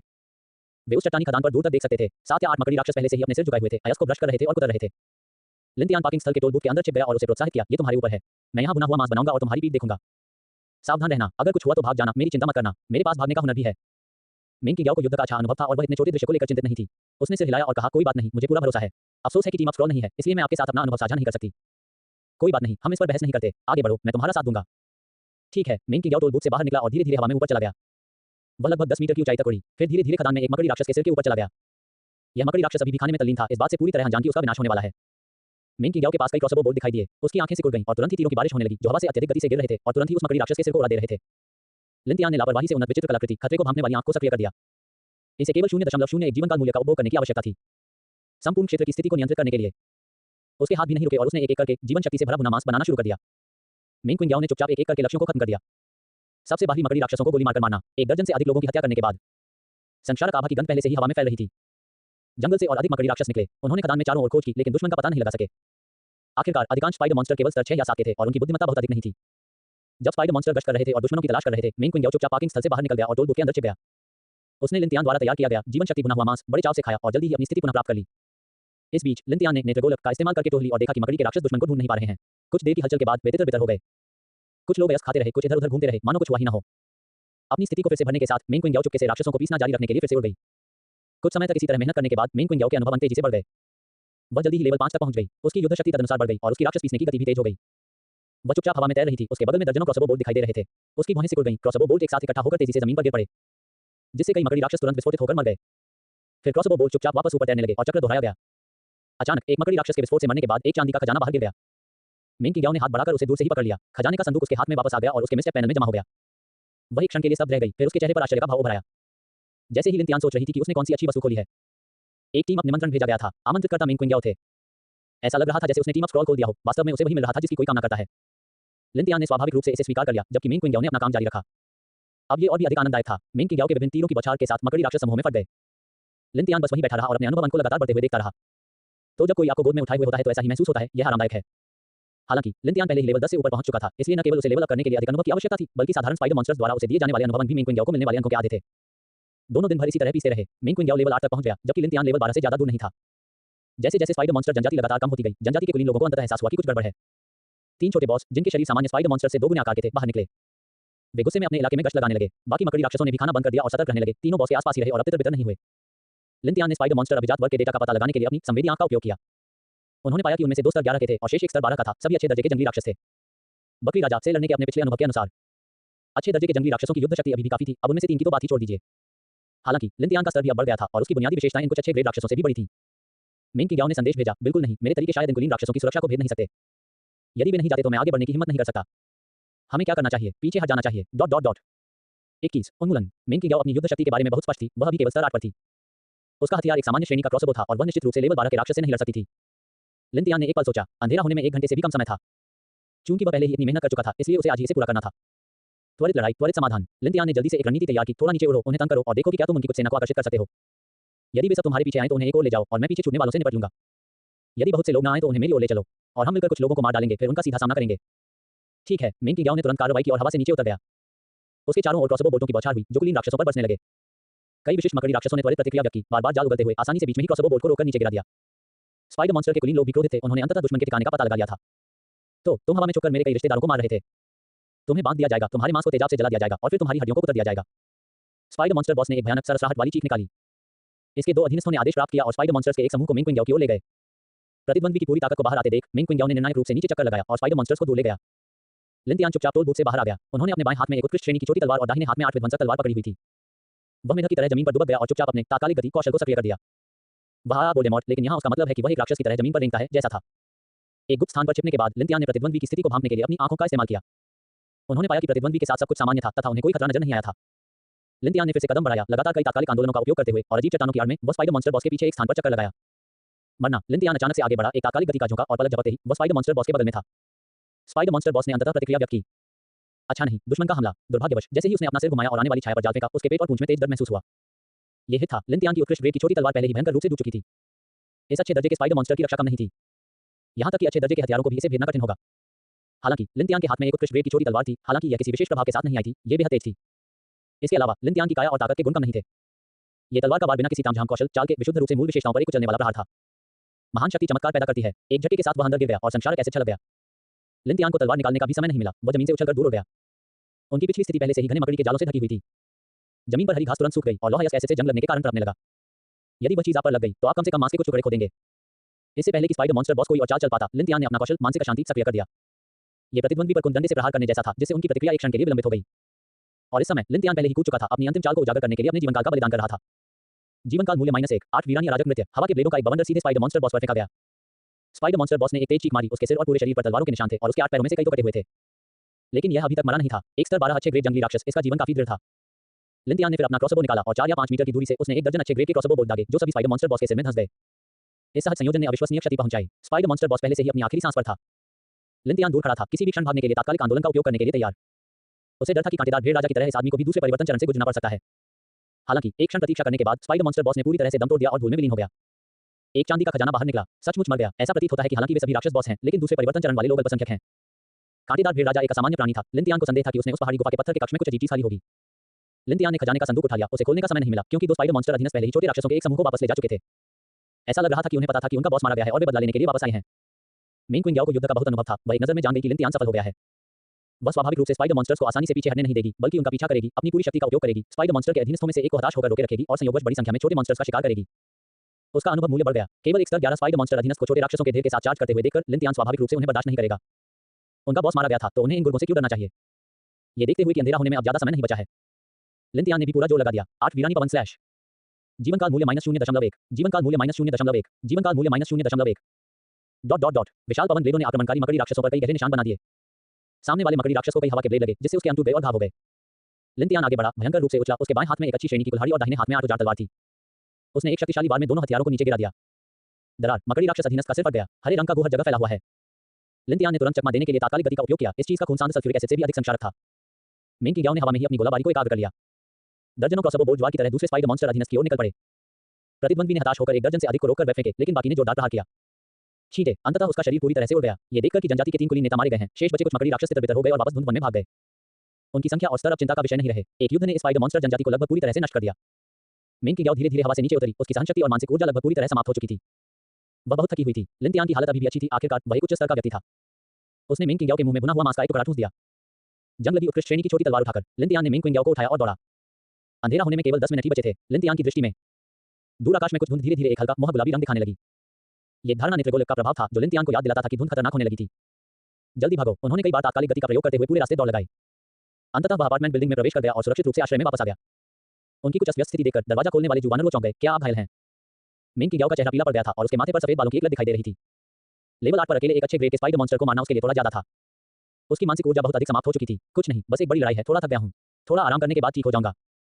लिन तियान ने जीवन शक्ति भुना हुआ मांस और पोषक तत्व समाधान निकाला। जब उन्होंने उन्हें लालच से खा लिया, उन्होंने जुबानरों द्वारा तैयार किया गया बहुत सारा साधारण भुना हुआ मांस भी खाया। वे अंततः ठीक हो गए। ओह, मेरा पेट भर गया। मेंग किंग याओ ने अपने उभरे हुए पेट को गले लगाया, सोफे पर पीछे झुक गई और एक लंबी आह भरी। वह सिर्फ एक दिन में लेवल 8 तक पहुंच गई थी, अब वह 6 ग्रेड से ज्यादा दूर नहीं थी। इस लड़ाई से भारी मात्रा में अनुभव प्राप्त हुआ। इसके अलावा इसने स्पाइडर मॉन्स्टर जनजाति को अपंग बना दिया था, जिससे भविष्य में पूरे सेक्टर 9527 पर दबाव काफी कम हो जाएगा। लिन तियान ने चांदी का खजाना निकाला और मुस्कुराते हुए मेंग किंग याओ को सौंप दिया। यह आपके लिए है, आइए इसे खोलने के लिए अपनी किस्मत का उपयोग करें। मेंग किंग याओ ने मुस्कुराते हुए इसे स्वीकार कर लिया। लिन तियान ने देखा कि जैसी की उम्मीद थी कोई धन वापसी संदेश नहीं आया। सिस्टम ऑडिट विफल, दर्जनों खजाने की पेटियां वापस पाने का उनका लालची विचार पूरी तरह से चकनाचूर हो गया। चलो देखते हैं कि इसमें क्या अच्छा सामान है, इसे खोलो। मेंग किंग याओ ने खजाने का संदूक खोला और 2 प्रकाश समूह बाहर उड़ गए। ... 22 फसल, आपने एक शक्तिशाली जानवर पकड़ने वाला मकड़ी का जाल प्राप्त कर लिया है। आपने अच्छे ग्रेड खनन कार्यशाला की इमारत प्राप्त की। मजबूत जानवर पकड़ने वाला मकड़ी का जाल उत्कृष्ट श्रेणी, ये जानवर पकड़ने वाला जाल बेहद मजबूत है। उत्कृष्ट श्रेणी के शिकार को भी इससे मुक्त होना मुश्किल होगा। जानवरों को पकड़ने में यह एक बेहतरीन सहायक है। खनन कार्यशाला अच्छी श्रेणी खदान में स्थापित एक निश्चित संख्या में श्रमिकों के साथ ये लगातार शुद्ध लौह अयस्क का उत्पादन कर सकती है। उत्पादन श्रमिकों की संख्या के अनुसार बदलता रहता है। एक उत्कृष्ट ग्रेड, एक अच्छा ग्रेड, ये बहुत अच्छा परिणाम था। और यद्यपि खनन कार्यशाला केवल अच्छे दर्जे की थी, फिर भी उसका मूल्य बहुत अधिक था। ये निरंतर अच्छी श्रेणी के लौह अयस्क संसाधन उपलब्ध करा सकता है। अच्छे ग्रेड के संसाधन साधारण लकड़ी की तुलना में बहुत अधिक मूल्यवान थे। मेंग किंग याओ ने कहा, प्रारंभिक अवस्था में लौह अयस्क संसाधन बहुत महत्वपूर्ण होते हैं। इनका उपयोग विभिन्न हथियार बनाने के लिए किया जा सकता है और विभिन्न भवन उन्नयन के लिए भी लौह अयस्क की आवश्यकता होती है। इन्हें बाजार में अन्य ताकतों के साथ विभिन्न सामग्रियों के लिए भी आदान प्रदान किया जा सकता है। ये किसी जनजाति की बस्ती के अस्तित्व और विकास के लिए एक आवश्यक संसाधन है। यदि ऐसे संसाधन बिंदु नहीं होते तो विकास धीमा होता, क्योंकि यह केवल लौगन और संग्रहण पर निर्भर होता। लिन तियान ने उत्सुकता से पूछा, क्या हमें एक जनजाति स्थापित करनी होगी? मेंग किंग याओ ने सिर हिलाया और कहा, आखिरकार मनुष्य एक प्रजाति के रूप में अपने कबीले पर निर्भर हुए बिना अकेले जीवित नहीं रह सकते। विशेषकर मिस्ट वर्ल्ड जैसे वातावरण में जहां मौत का खतरा, प्राकृतिक आपदाओं का आगमन और राक्षसों का आक्रमण लगातार बना रहता है। मानव कुलों को जीवित रहने के लिए गर्मी के लिए एक साथ मिलना होगा। लगातार बड़ी संख्या में बढ़ रहे हैं, कुलों की संख्या अधिक होना, तभी अधिक प्रतिभावान व्यक्तियों का जन्म संभव है। व्यक्तिगत आश्रय स्थल जनजातियों का निर्माण करते हैं और फिर जनजातियां बस्तियों में एकत्रित होती हैं। फिर एक बेस सिटी के रूप में विकसित होने पर इसे अपेक्षाकृत स्थिर आवास माना जा सकता है। तभी वह बड़े खतरों का प्रतिरोध कर सकेगा। ये धुंध दुनिया अविश्वसनीय रूप से विशाल है और इसमें ज्यादा समय नहीं लगेगा जब अन्य विदेशी जातियां या यहां तक कि उच्च स्तरीय सभ्यताएं भी आक्रमण कर देंगी। हमारे पास कोई और रास्ता नहीं है। जीवित रहने के लिए, स्वयं को मजबूत बनाने के अलावा हमें मानव जाति को जीवित रहने और विकसित होने में मदद करने के तरीके भी खोजने होंगे। लिन तियान और जुबानरो दोनों को थोड़ा भारीपन महसूस हुआ। हालांकि क्या मनुष्य हजारों वर्षों से इस स्थिति से नहीं गुजर रहा है? प्राचीन काल में कटाई और जलाकर खेती करने के दौरान वे अपने जीवन के लिए जंगली जानवरों से लड़ते थे। कृषि सभ्यताओं में सूखा, बाढ़, अकाल और युद्ध आसानी से दसियों या सैकड़ों हजारों लोगों की जान ले सकते थे। आधुनिक युद्धों, परमाणु युग और अन्य प्रकार के छिपे हुए खतरों में भी वे कभी नहीं रुके। अब चूंकि धुंध की दुनिया आ गई है, इसलिए मनुष्यों के पास डरने या पीछे हटने का कोई कारण नहीं है। वे भी अपने मानव पूर्वजों की तरह होंगे जो पीढ़ी दर पीढ़ी आते रहे, ऊंचे खड़े होकर अपने हथियार उठाते हुए। जीने के लिए, मजबूत बनने के लिए, धुंध की दुनिया को उड़ाने के लिए, सब कुछ उड़ा देने के लिए, चूंकि उसने पहले ही एक धोखा खोल लिया था। लिन तियान को महान जिया की किंगडम में पूर्वजों की तरह सर्वोच्च शक्ति बनने में कोई आपत्ति नहीं थी। पहाड़ों को हिलाना और समुद्रों को भरना, आकाश को ठीक करना और सूरज को नीचे गिराना। जनजाति की स्थापना तो एक छोटा सा कदम था। अधिक महान जिया मनुष्यों के लिए रहने की जगह खोलने के लिए और साथ ही उसके धोखाधड़ी आधारित विकास के लिए और अधिक ईंधन और सहायता प्रदान करना। लिन तियान अभी भी अधिक प्रतिभाशाली लोगों से मिलने की उम्मीद कर रहा था जो उच्च गुणों को वापस कर सकते थे।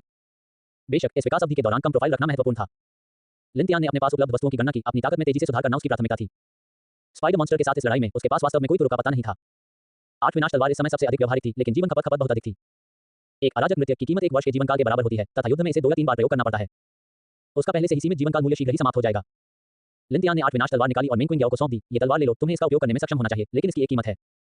मेंग किंग याओ ने इसे लिया, वस्तु की जानकारी देखी और उसकी पुतलियां अनायास ही सिकुड़ गईं। उसका शरीर थोड़ा कांप उठा। यह एक अजीब कलाकृति है। तुम्हें ये कैसे मिली? जब उन्होंने पहले स्पाइडर मॉन्स्टर को मार डाला था तो उसने लड़ाई के दौरान लिन तियान के शक्तिशाली पवन ब्लेड और बवंडर को पहले ही देख लिया था।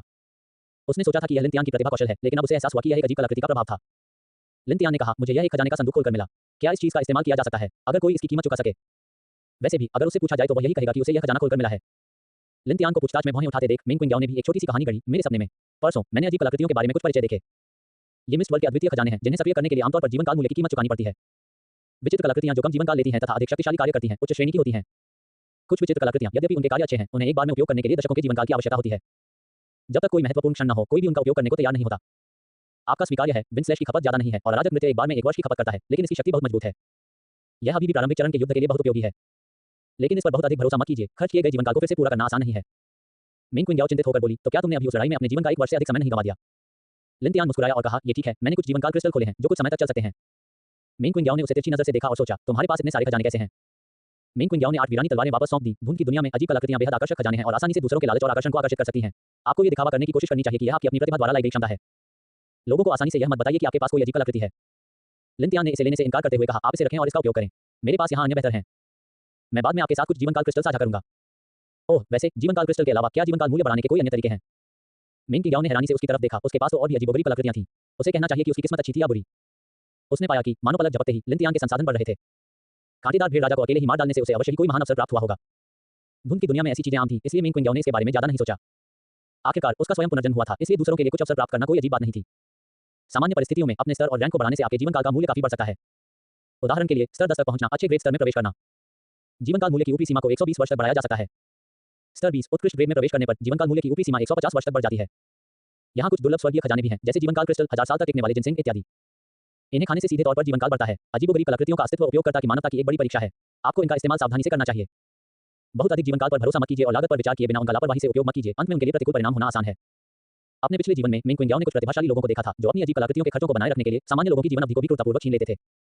वह स्वाभाविक रूप से नहीं चाहती थी कि लिन तियान ऐसा व्यक्ति बने। उसे ये भी संदेह था कि उसने अपने पिछले जीवन में लिन तियान के बारे में नहीं सुना था, शायद इसलिए कि वह अजीब कलाकृतियों के साथ खेलने के कारण जल्दी मर गया था।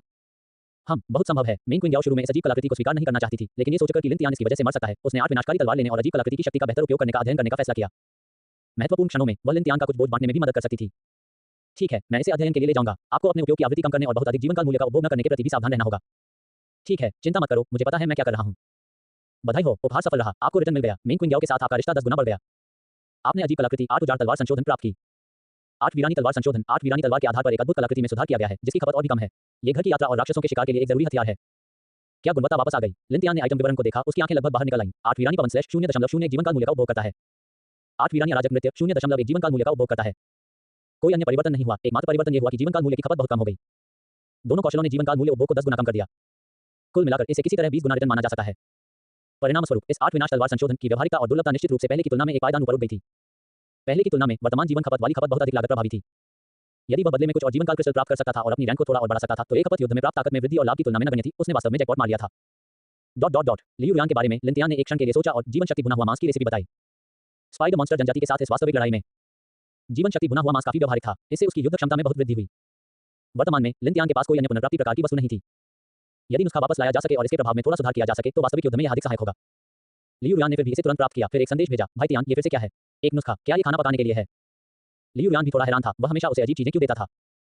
क्या ऐसा हो सकता है कि वह बस वही चीज फेंक रहा था जो वह नहीं चाहता था? लिन तियान ने निश्चित रूप से अपनी चालाकी भरी भाषा का प्रयोग किया, यही पुनर्प्राप्ति प्रकार का संसाधन है। ये जल्दी से जीवन शक्ति भुना हुआ मांस बना सकते हैं। इसे खाने से आपकी 10% स्थिति बहाल हो सकती है और इसका प्रभाव बहुत अच्छा है।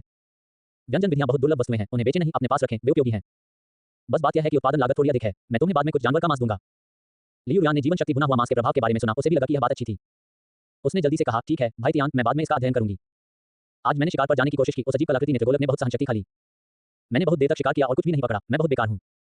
बधाई हो, उपहार सफल रहा, आपको रिटर्न मिल गया। लियू यान के साथ आपका रिश्ता 10 गुना बढ़ गया। आपने उन्नत नुस्खा शक्ति भुना हुआ मांस प्राप्त किया। ताकत भुना हुआ मांस खाने के बाद यह आपकी स्थिति का 20% जल्दी से बहाल कर सकता है। कोई भावनात्मक उतार चढ़ाव नहीं था, इसलिए कोई विशेष पुरस्कार नहीं था। हालांकि इस नुस्खे का प्रभाव बहुत अधिक बढ़ गया, इसने एक बार में 20% स्थिति को बहाल कर दिया। उत्पादन लागत घटकर 5 लकड़ी और 5 पशु मांस रह गई। समग्र लागत प्रभावशीलता में काफी सुधार हुआ। लिन तियान ने लापरवाही से लियू यान को 200 भाग मांस फेंक दिया। वैसे भी ये जू वानरों से लौटाया गया था और इसे दोबारा नहीं लौटाया जा सकता था। आप इस जानवर के मांस को अपनी इच्छानुसार व्यवस्थित कर सकते हैं। आप अपने शरीर को बेहतर बनाने के लिए इसे सामान्य रूप से अधिक खा सकते हैं और एक भाग का उपयोग ऊर्जा देने वाला भुना हुआ मांस बनाने के लिए कर सकते हैं, जिसे आपात स्थिति के लिए हाथ में रखा जा सकता है। बिना किसी चिंता के खाओ, जब तुम्हारा खाना खत्म हो जाए तो मुझसे और ले आओ। जानवरों के मांस के 200 से अधिक टुकड़ों का व्यापार होते देख लियू यान को अपने दिल में मिठास महसूस हुई। भाई तियान उसके प्रति बहुत विचारशील और उदार था।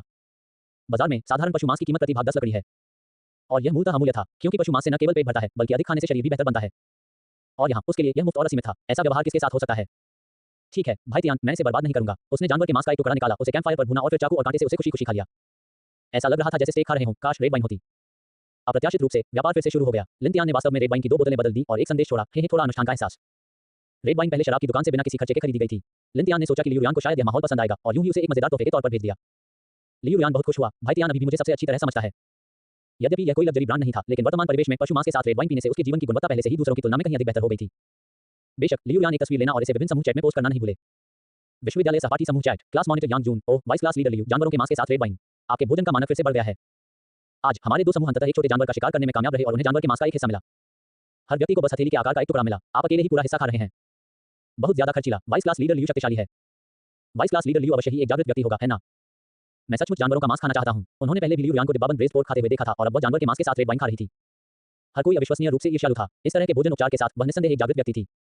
मा युक्सुआन भी बाहर आया। वाइस क्लास लीडर लियू, क्या आपके पास अभी भी जानवर का मांस है? मैं इसके बदले में आपकी दैनिक जरूरत की चीजें बेच दूंगा। लियू यान ने कहा, ठीक है, मैं तुम्हें जानवर के मांस का एक टुकड़ा दूंगा। मैं इसके बदले में कुछ दैनिक जरूरत की चीजें दूंगा। मा युक्सुआन ने जल्दी से अपने सुपरमार्केट की सूची भेज दी, जिससे लियू यान को खुद चुनने का मौका मिल गया। जानवर के मांस का एक टुकड़ा पहले से ही कई चीजों के बदले में बदला जा सकता है। दोनों ने लेन-देन पूरा कर लिया, जिससे समूह में बाकी सभी लोग बहुत ईर्ष्यालु हो गए। ऐसा प्रतीत होता था कि वाइस क्लास लीडर लियू के पास अभी भी पशुओं के मांस के बहुत सारे संसाधन हैं और वह उन्हें व्यापार के लिए बाहर ले जा रहा था। समूह के अन्य लोग भी बाहर आ गए और मा युक्सुआन के साथ दैनिक आवश्यकताओं के लिए लकड़ियों का आदान प्रदान करने लगे। सभी लोग कुछ देर तक बेकार की बातें करते रहे। सभी इस बात से चिंतित थे कि नौसिखिया अवधि समाप्त होने के बाद क्या होगा। वे चुपचाप आधी रात का इंतजार कर रहे थे। आज मिस टेप को अपेक्षाकृत महत्वपूर्ण धक्का मिलना चाहिए था। 23 नौसिखिया अवधि समाप्त। अभी आधी रात के 12 बज रहे थे। सभी को मिस टेप से पुश नोटिफिकेशन प्राप्त हुआ। वास्तव में पूरे ब्लू स्टार में प्रत्येक जीवित मानव को मिस वर्ल्ड द्वारा विभिन्न माध्यमों से संदेश प्राप्त हुए। ग्रेजिया जैसे स्थानों पर जहां मोबाइल फोन का प्रचलन है, पुश नोटिफिकेशन फोन के माध्यम से भेजे जाते थे। बेलिन और सकुराजिमा जैसे विकसित क्षेत्रों में कुछ लोगों ने इन्हें फोन पर प्राप्त किया, जबकि अन्य लोगों ने इन्हें कंप्यूटर या टेलीविजन पर देखा। हालांकि नान्या और हेजोऊ जैसे अधिक पिछड़े क्षेत्रों में, यहां तक कि यदि आप पानी का कटोरा भी पकड़े हों तो आप उसमें प्रदर्शित मिस वर्ल्ड से संबंधित जानकारी देख सकते हैं। यदि कोई व्यक्ति किसी भी माध्यम से सूचना प्राप्त करने से इनकार करता है, धुंध दुनिया दिखावा करना बंद कर देगी और सीधे उनके दिमाग में जानकारी डाल देगी, पैनल, ध्वनि, सब कुछ। इससे बचने का कोई रास्ता नहीं था। इस समय मिस वर्ल्ड की विश्व इच्छा ब्लू स्टार पर सभी जीवित मनुष्यों को संदेश प्रेषित कर रही थी। अंततः रोमांचक क्षण आ गया है। 7 दिन की सुरक्षा अवधि आधिकारिक तौर पर समाप्त हो गई है। तो पहले सभी जीवनकाल मूल्य 1 धमाका। ऐसा प्रतीत हुआ कि पूरा ब्लू स्टार वर्ल्ड हिल गया और प्रत्येक आश्रय से अनगिनत प्रकाश समूह उड़कर गहरे कोहरे से आच्छादित रात्रि आकाश में विलीन हो गए और गायब हो गए। कमजोर शरीर वाले कुछ वृद्ध व्यक्तियों का जीवनकाल पहले से ही कम था। यदि यह 1 वर्ष से कम था और कटौती नहीं की जा सकती थी, वे वहीं गिर पड़ते, उनकी सांसें रुक जाती। विभिन्न क्षेत्रों के चैट समूहों में ऑनलाइन उपयोगकर्ताओं की संख्या कम हो गई थी। एक ही शब्द से सभी ब्लू स्टार मनुष्यों के जीवन और मृत्यु को निर्धारित करने की क्षमता ने सभी में मिस वर्ल्ड की विश्व इच्छा के प्रति अत्यधिक भय और श्रद्धा पैदा कर दी। लिनतियांग का जीवनकाल भी घटकर लगभग 47 वर्ष रह गया। मेंग की ग्याओ की भौहें कसी हुई थी और उसका चेहरा थोड़ा पीला था। न केवल इसलिए कि उसके जीवनकाल का एक अंक काट लिया गया था, बल्कि इसलिए भी कि यह एक ऐसी घटना थी जिसका अनुभव उसने अपने पिछले जीवन में नहीं किया था। उसके पिछले जीवन में अवधि समाप्त होने के बाद ऐसा कोई चरण नहीं था जहां सभी के जीवनकाल में सीधे 1 वर्ष की कटौती की गई हो। दूसरे शब्दों में, यद्यपि उसका पुनर्जन्म हो चुका था, लेकिन मिस वर्ल्ड की गतिविधियां भी बदल गई थी और वे और भी अप्रत्याशित हो गई थी। पुनर्जन्म लेने वाले मेंग क्विंग ग्याओ के लिए निस्संदेह इससे कठिनाई बढ़ गई। मिस टेप पर पुश नोटिफिकेशन जारी रहे, इसके अलावा और कोई कारण नहीं है, नहीं इसका उद्देश्य सभी को दंडित करना है। ये केवल आपको याद दिलाने के लिए है कि आने वाले दिनों को अधिक गंभीरता से लें। ADV अवधि समाप्त होने के बाद जो लोग लेवल 1 आश्रय में नहीं गए हैं, उनका 0.1 जीवनकाल मूल्य हर रात काटा जाएगा और यह बढ़ता रहेगा। दिन के समय उथले कोहरे वाले क्षेत्र में प्रवेश करने पर 5 से कम शारीरिक क्षमता वाले लोगों की भी आयु कम हो जाएगी। हालांकि यदि वे इसे सहन कर सकें तो इससे शारीरिक सुधार में कुछ लाभ मिलता है। ये दो धारी तलवार है, तुम्हें इसे स्वयं अच्छी तरह समझना होगा। सर्दी आ रही है और जानवर भी सर्दियों के भोजन की तैयारी में अधिक सक्रियता से लगे होंगे। तो नया कार्य एक जनजाति बस्ती स्थापित करना और सर्दी आने से पहले अपना टोटेम स्तंभ खड़ा करना है। यदि सफल रहे तो अत्यधिक ठंड के दिन थोड़े आसान हो जाएंगे। पुश नोटिफिकेशन समाप्त हो गए। स्क्रीन पर रात के आकाश की पृष्ठभूमि धुंधली हो गई और मिस ऐप का उपयोग फिर से सामान्य रूप से किया जा सका। धीरे-धीरे विभिन्न समूहों में संदेश आने लगे। सेक्टर 9527 चैट समूह में 4 कम लोग ऑनलाइन हैं। एक बूढ़ी बहन जो हमें सभाओं में ले जाती थी, अब नहीं रही। वह बहुत दयालु बहन थी। हमारी सांत्वना, अब हम क्या करें? एक जनजाति या कुछ और स्थापित करें, एक टोटेम स्तंभ स्थापित करें। क्या हमें एक साथ मिलकर एक पेड़ काटना चाहिए और कल उसे स्थापित करना चाहिए? हम इसे कैसे स्थापित करें? क्या इसे काट देने से यह एक संसाधन में परिवर्तित नहीं हो जाएगा? तो फिर हम ये टोटेम पोल कैसे प्राप्त करेंगे? कौन जाने। देखते हैं कि अधिकारियों के पास कोई जानकारी है या नहीं। मुझे लगता है कि आने वाले दिन और भी कठिन होंगे। कठिन हो या न हो, हमें इसे सहना ही होगा। अच्छी तरह मरने से बेहतर है कि बुरी तरह जिया जाए। एक दिन में एक बार सोचो। सेक्टर 9527 में स्थिति आमतौर पर काफी अच्छी थी, क्योंकि मेंग क्विंग ग्याओ के सक्रिय प्रचार के तहत हर कोई पहले से ही स्तर 1 आश्रय में चला गया था। अन्य क्षेत्र जिनके लोगों में पहल की कमी थी और जो केवल छिपना चाहते थे और अधिकारियों के बचाव की प्रतीक्षा करना चाहते थे, अब दहशत की स्थिति में थे। यदि आश्रय का स्तर पर्याप्त नहीं था तो हर रात जीवनकाल मूल्य में कटौती की जाएगी। दिन के समय उथले कोहरे वाले क्षेत्र में काम करने से भी जीवनकाल में कमी आएगी और ये लगातार जमा होता रहेगा। यहाँ से कटौती, वहाँ से कटौती, ये कितने समय तक चल पाएगा? इसके अलावा आसपास के जानवर भी आक्रमण कर देंगे। यदि वे सावधान नहीं रहे तो वे भोजन बन जाएंगे। विभिन्न समूहों में दहशत फैल गई। जल्द ही अधिकारियों की जानकारी जारी की गई। साथ ही महान जिया देशवासियों, मिस वर्ल्ड में नए परिवर्तन दिखाई दिए हैं। अब हम जो कर सकते हैं वह यह है कि हमें नियम परिवर्तनों के अनुकूल ढलने का सर्वोत्तम प्रयास करें। हम प्रत्येक क्षेत्र के लिए जिम्मेदार व्यक्तियों को नियुक्त करेंगे और सार्वजनिक आश्रयों की शीघ्र स्थापना के लिए एक निश्चित मात्रा में लकड़ी संसाधन आवंटित करेंगे, ताकि जो देशवासी लेवल 1 आश्रयों में नहीं गए हैं, उन्हें अस्थायी निवास मिल सके। आश्रय स्थल दीर्घकालिक समाधान नहीं है। प्रत्येक क्षेत्र में प्रतिभावान सशक्त जागृत व्यक्तियों को अभी भी सक्रिय रूप से आगे आने, शीघ्रता से युद्ध सक्षम दल बनाने, विभिन्न परीक्षण पूरे करने की आवश्यकता है और जोखिमों का प्रतिरोध करने की अधिक मजबूत क्षमता रखने के लिए जनजाति बस्तियां स्थापित करें। यदि किसी भी सेक्टर में ऐसे हमवतन हैं जिनमें लड़ाकू प्रतिभा जागृत है, तो उन्हें यथाशीघ्र अधिकारियों के संपर्क अधिकारी के पास अपनी क्षमताओं की रिपोर्ट और पंजीकरण कराना चाहिए और वे शीघ्र ही अपना स्तर बढ़ाने के लिए कुछ आधिकारिक संसाधन प्रयोजन प्राप्त कर सकते हैं। अब हमारे पास जो जानकारी है वह यह है कि किसी सेक्टर में लेवल 10 तक पहुंचने वाला पहला मजबूत व्यक्ति जनजाति की स्थापना के लिए मुख्य सुविधा प्राप्त होगी, टोटेम पोल। हालांकि जनजाति की स्थापना के लिए अधिक विशिष्ट कदमों पर अभी भी विचार किया जा रहा है और प्रयोग किए जा रहे हैं तथा अधिक जानकारी समय पर सभी के साथ साझा की जाएगी। मिस टेप के यादृच्छिक विभाजन के अनुसार एक सेक्टर में लगभग 10,000 लोग होते हैं। इन 10,000 लोगों में से कुछ जागृत व्यक्ति उभरेंगे जिनकी प्रतिभा का प्रकार और स्तर अलग अलग होगा। एक बार प्रतिभा जागृत हो जाने पर गुणों की वृद्धि दर सामान्य लोगों की तुलना में बहुत तेज होती है। यदि प्रतिभा युद्ध उन्मुख है या यदि कई प्रतिभाधारक प्रभावी ढंग से सहयोग करते हैं, साथ ही प्राधिकारियों से कुछ संसाधन प्रयोजन भी प्राप्त होते हैं। अभी भी थोड़े समय में लेवल 10 तक पहुंचने का मौका है। हालांकि मिस वर्ल्ड की वर्तमान कठोर परिस्थितियों को देखते हुए साधारण लोगों से बने क्षेत्र आसानी से टिक नहीं सकते। पर्याप्त संसाधनों के बिना, उच्च स्तरीय लड़ाकू प्रतिभा वाले मजबूत लोगों के उद्भव के बिना और मजबूत संगठनात्मक क्षमता के बिना वे मूल रूप से विनाश के लिए अभिशप्त हैं। और उनमें से केवल एक छोटा सा हिस्सा ही जीवित बचेगा और अन्य मजबूत क्षेत्रों में एकत्रित होगा। लिन या ने अधिकारियों द्वारा प्रदान की गई खुफिया जानकारी को पढ़ना समाप्त कर दिया। उन्होंने अनुमान लगाया कि प्राधिकारियों ने अभी तक सफलतापूर्वक जनजाति की स्थापना नहीं की है, क्योंकि उन्होंने ये भी कहा कि उन्हें इसके बाद के चरण नहीं मिले हैं। ऐसा लग रहा था कि उन्होंने अभी तक महत्वपूर्ण बहादुर बैच उत्कृष्ट ग्रेड आइटम प्राप्त नहीं किया था। मेन क्विंग याओ के साथ संक्षिप्त चर्चा के बाद दोनों ने इस जानकारी को रिपोर्ट करने का निर्णय लिया। इससे अधिक जनजातियों को शीघ्रता से स्थापित करने में सहायता मिलेगी और ब्रेजिया की समग्र उत्तरजीविता क्षमता में भी सुधार किया जा सकता है। लिन ने पहले किन जिंगचुआन से संपर्क करने की कोशिश की, लेकिन वह संभवतः किसी काम में व्यस्त थे और उन्होंने तुरंत जवाब नहीं दिया। लिन ने पूर्व आधिकारिक संपर्क अधिकारी सू यंग से संपर्क किया। सू यंग, मुझे कुछ महत्वपूर्ण जानकारी देनी है। सू यंग ने तुरंत जवाब दिया, कॉमरेड लिन कृपया बोलें। लिन ने फिर बहादुर बैच उत्कृष्ट ग्रेड आइटम प्राप्त करने की विधि बताई। इसके लिए अच्छे ग्रेड या उच्च जंगली राक्षसों को अकेले मारना आवश्यक है, जिससे इसके गिरने की संभावना बढ़ जाती है और यह जनजाति की स्थापना के लिए एक आवश्यक शर्त है। ये जानकारी देखकर सू यंग तुरंत भावुक हो गई। वह स्वयं ब्रेजिया के अधिकारियों के एक मुख्य क्षेत्र में थी और समग्र स्थिति से अच्छी तरह वाकिफ थी। यहाँ तक कि प्राधिकारियों ने भी अभी तक सफलतापूर्वक अपना पहला कबीला स्थापित नहीं किया था। स्तर 10 से ऊपर के कुछ मजबूत लोग, हालांकि उन्होंने जनजाति टोटेम पोल प्राप्त कर लिया था, जनजाति की स्थापना के लिए विशिष्ट विधि हासिल नहीं की थी। वे अभी भी विभिन्न तरीकों की खोज कर रहे थे, लेकिन सभी का उद्देश्य गलत साबित हो रहा था। उन्होंने टोटेम पोल तो खड़ा कर दिया था, लेकिन उन्हें यह बताया गया कि उनके पास बहादुर की ताकत का सबूत नहीं है, और इस बाधा ने उन्हें एक जनजाति स्थापित करने से रोक दिया था। अब बहादुर बैच उत्कृष्ट ग्रेड आइटम के बारे में लिन की बुद्धिमत्ता ने पहेली के इस लापता टुकड़े को पूरी तरह से पूरा कर दिया। न केवल बहादुर बैच उत्कृष्ट ग्रेड आइटम के बारे में जानकारी थी, बल्कि बहादुर बैच उत्कृष्ट ग्रेड आइटम को और अधिक आसानी से प्राप्त करने का एक स्पष्ट तरीका भी था। मजबूत लोग अकेले ही अच्छे ग्रेड या उच्च जंगली राक्षसों को मारकर ड्रॉप्स प्राप्त करते हैं, यह अधिकारियों के लिए बहुत आसान था। सू यंग ने जल्दी से कहा, कॉमरेड लिन, आपकी बुद्धिमत्ता बहुत महत्वपूर्ण है, धन्यवाद। बोलने के बाद वह चुप हो गई, संभवतः जल्दी से इसकी सूचना कमान की श्रृंखला तक पहुंचाने के लिए। एक बार जब सुरक्षा अवधि समाप्त हो गई तो रातें बेचैन हो गईं। एनीमे चैट समूह में युवान की शिलाइम ऊर्जावान स्लाइम सब कैसे हैं? मिंग तू जियांग, बहुत डर लग रहा है। मैं अभी तक लेवल 1 शेल्टर में भी नहीं गया हूं। कल मुझे बाहर जाकर लोगों से बात करनी है। इस तरह बंद कमरे में रहने से सचमुच मौत हो जाएगी। युवान की शिलाइम ऊर्जावान स्लाइम, तुम सही कह रहे हो, मैं ज्यादा देर तक नहीं रुक सकता। आज मेरी उम्र बहुत कम हो गई। रुको, लगता है कोई दस्तक दे रहा है। मिंग तू जियांग, बिल्कुल नहीं, अब रात हो गई है। रात में कौन बाहर होगा? पहली बात, क्या ये कोई राक्षस है जो दरवाजे पर खरोंच कर रहा है? देखो, क्या तुम्हारे आश्रय की स्थायित्व कम हो गई है? युवान की शिलाइम ऊर्जावान स्लाइम, ये सचमुच दस्तक दे रहा है। मुझे परवाह नहीं, मैं इसे देखने जा रहा हूं। समूह में सभी लोग सांस रोककर सोच रहे थे कि इस अत्यंत एकांतप्रिय व्यक्ति का भविष्य क्या होगा। एक पल के बाद युवान की शिलाइम ऊर्जावान स्लाइम, बुरी खबर, ये वास्तव में एक राक्षस है। अच्छी खबर, राक्षस एक सक्कोबस है। बहादुर लोग पहले दुनिया का आनंद लेते हैं। मैं चला गया। कुछ ही देर बाद युवान की शिलाइम एनर्जेटिक स्लाइम का मिस्ट अकाउंट ऑफलाइन हो गया। किसी को नहीं पता था कि दरवाजे के बाहर क्या है। यह संभव है कि इस व्यक्ति ने इतनी प्रार्थना की थी कि उसे मतिभ्रम हो गया। हर किसी के दिल में एक अजीब सा डर उमड़ आया। धुंध की दुनिया में रातें बहुत अनिश्चितता से भरी थी। समूह में निराशा का माहौल देखकर लिन ने सभी को प्रोत्साहित करने के लिए एक संदेश छोड़ा। मूल स्वर्गीय पूज्य युवान शीत्यानंद, मुझे लगता है कि शायद उन्होंने बहुत अधिक कष्ट नहीं झेले होंगे। हो सकता है कि उनकी मृत्यु भी खुशी खुशी हुई हो। आखिरकार युवान की शिलाइम एनर्जेटिक स्लाइम की जीवन शैली, अपने कमरे में छिपना, इंस्टेंट नूडल्स खाना और प्रार्थना करना, अब जबकि वह अवधि समाप्त हो चुकी थी, उसके बचने की संभावना अधिक नहीं थी। अंततः किसी अन्य राक्षस द्वारा खाए जाने के बजाय एक सक्कोबस का सामना करना एक उपयुक्त माना जा सकता है। रात जल्दी बीत गई। यद्यपि वह अवधि समाप्त हो चुकी थी, फिर भी जीवन तो चलना ही था। सेक्टर 9527 में हमेशा की तरह कुछ लोग लकड़ी काटने और शिकार करने के लिए नीचे चले गए। जल्द ही किसी ने समूह में एक संदेश छोड़ा, मुझे ऐसा लग रहा है कि पहले की तुलना में अब सांस लेना थोड़ा कठिन हो गया है, कुछ ऊंचाई पर होने वाली बीमारी जैसा। मेरी आयु में 0.1 की कमी हुई, लेकिन मेरा शरीर वास्तव में 0.2 बढ़ गया। तो इसका मतलब है कि मुझे अभी भी लाभ हुआ। मेरी उम्र 0.1 कम हो गई, लेकिन मेरा शरीर नहीं बढ़ा। लगता है मैं बर्बाद हो गया हूं। अरे, चूंकि हम सब वैसे भी मरने वाले हैं, तो मैं एक जुआ खेलने जा रहा हूं। क्या होगा अगर मेरे जीवन काल के समाप्त होने से पहले मेरा शरीर 5 या 10 अंक तक बढ़ जाए, तो क्या मुझे धुन से डर नहीं लगेगा? तुम सही कह रहे हो, चलो शुरू करते हैं, काम पर निकल पड़ते हैं। अरे, जितनी जल्दी हम मरेंगे उतनी ही जल्दी हमारा पुनर्जन्म हो सकेगा। चलो ये करते हैं। जीवन काल में कटौती के कारण आने वाली दीर्घकालिक मृत्यु की पीड़ा का सामना करते हुए अधिकांश लोगों ने इसका बहादुरी से सामना करना चुना। इन सब बातों की परवाह मत करो, काम पर जाते रहो। शायद अगर वे एक मौका लेते तो धुंध में उनकी शारीरिक बनावट बेहतर हो जाती और उनके पास अभी भी एक मौका होता।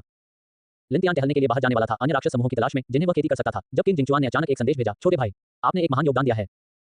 24 घुसपैठ। लिन ने आश्चर्य से पूछा, क्या हो रहा है? किन जिंगचुआन, कल रात जब आपने मुझे ढूंढा, मैं एक बैठक में विभिन्न आकस्मिक योजनाओं पर चर्चा कर रहा था। बाद में आपको कैप्टन सू मिल गया। जब उसने इसकी सूचना दी तो इसने तुरंत ही उच्च अधिकारियों का ध्यान आकर्षित कर लिया। हर कोई अभी भी ये पता लगाने में लगा हुआ था कि जनजाति की स्थापना कैसे की जाए, और अभी तक अवधारणा को पूरी तरह से समझा नहीं गया था। अब जब आपकी बुद्धि बाहर आ गई है तो ये पहली पूरी हो गई है। आपको ये जानकारी कैसे मिली? किन जिंगचुआन ने सूक्ष्मता से जांच की। लिन ने सहजता से उत्तर दिया, पिछली बार जब मैं राक्षसों को पीस रहा था तो एक टोटेम पोल गिरा और उसके साथ एक स्क्रॉल भी गिरा। इसमें लिखा था कि मुझे एक जनजाति स्थापित करने से पहले अपनी ताकत साबित करने के लिए एक बहादुर बैच उत्कृष्ट ग्रेड आइटम प्राप्त करने की आवश्यकता है। स्क्रॉल को पढ़ने के बाद वह राख में बदल गया। किन जिंगचुआन चुप रहा। एक और भविष्यवाणी की किताब, लेकिन प्रासंगिक सुराग देना उचित लग रहा था और उसे गलत साबित नहीं किया जा सकता था।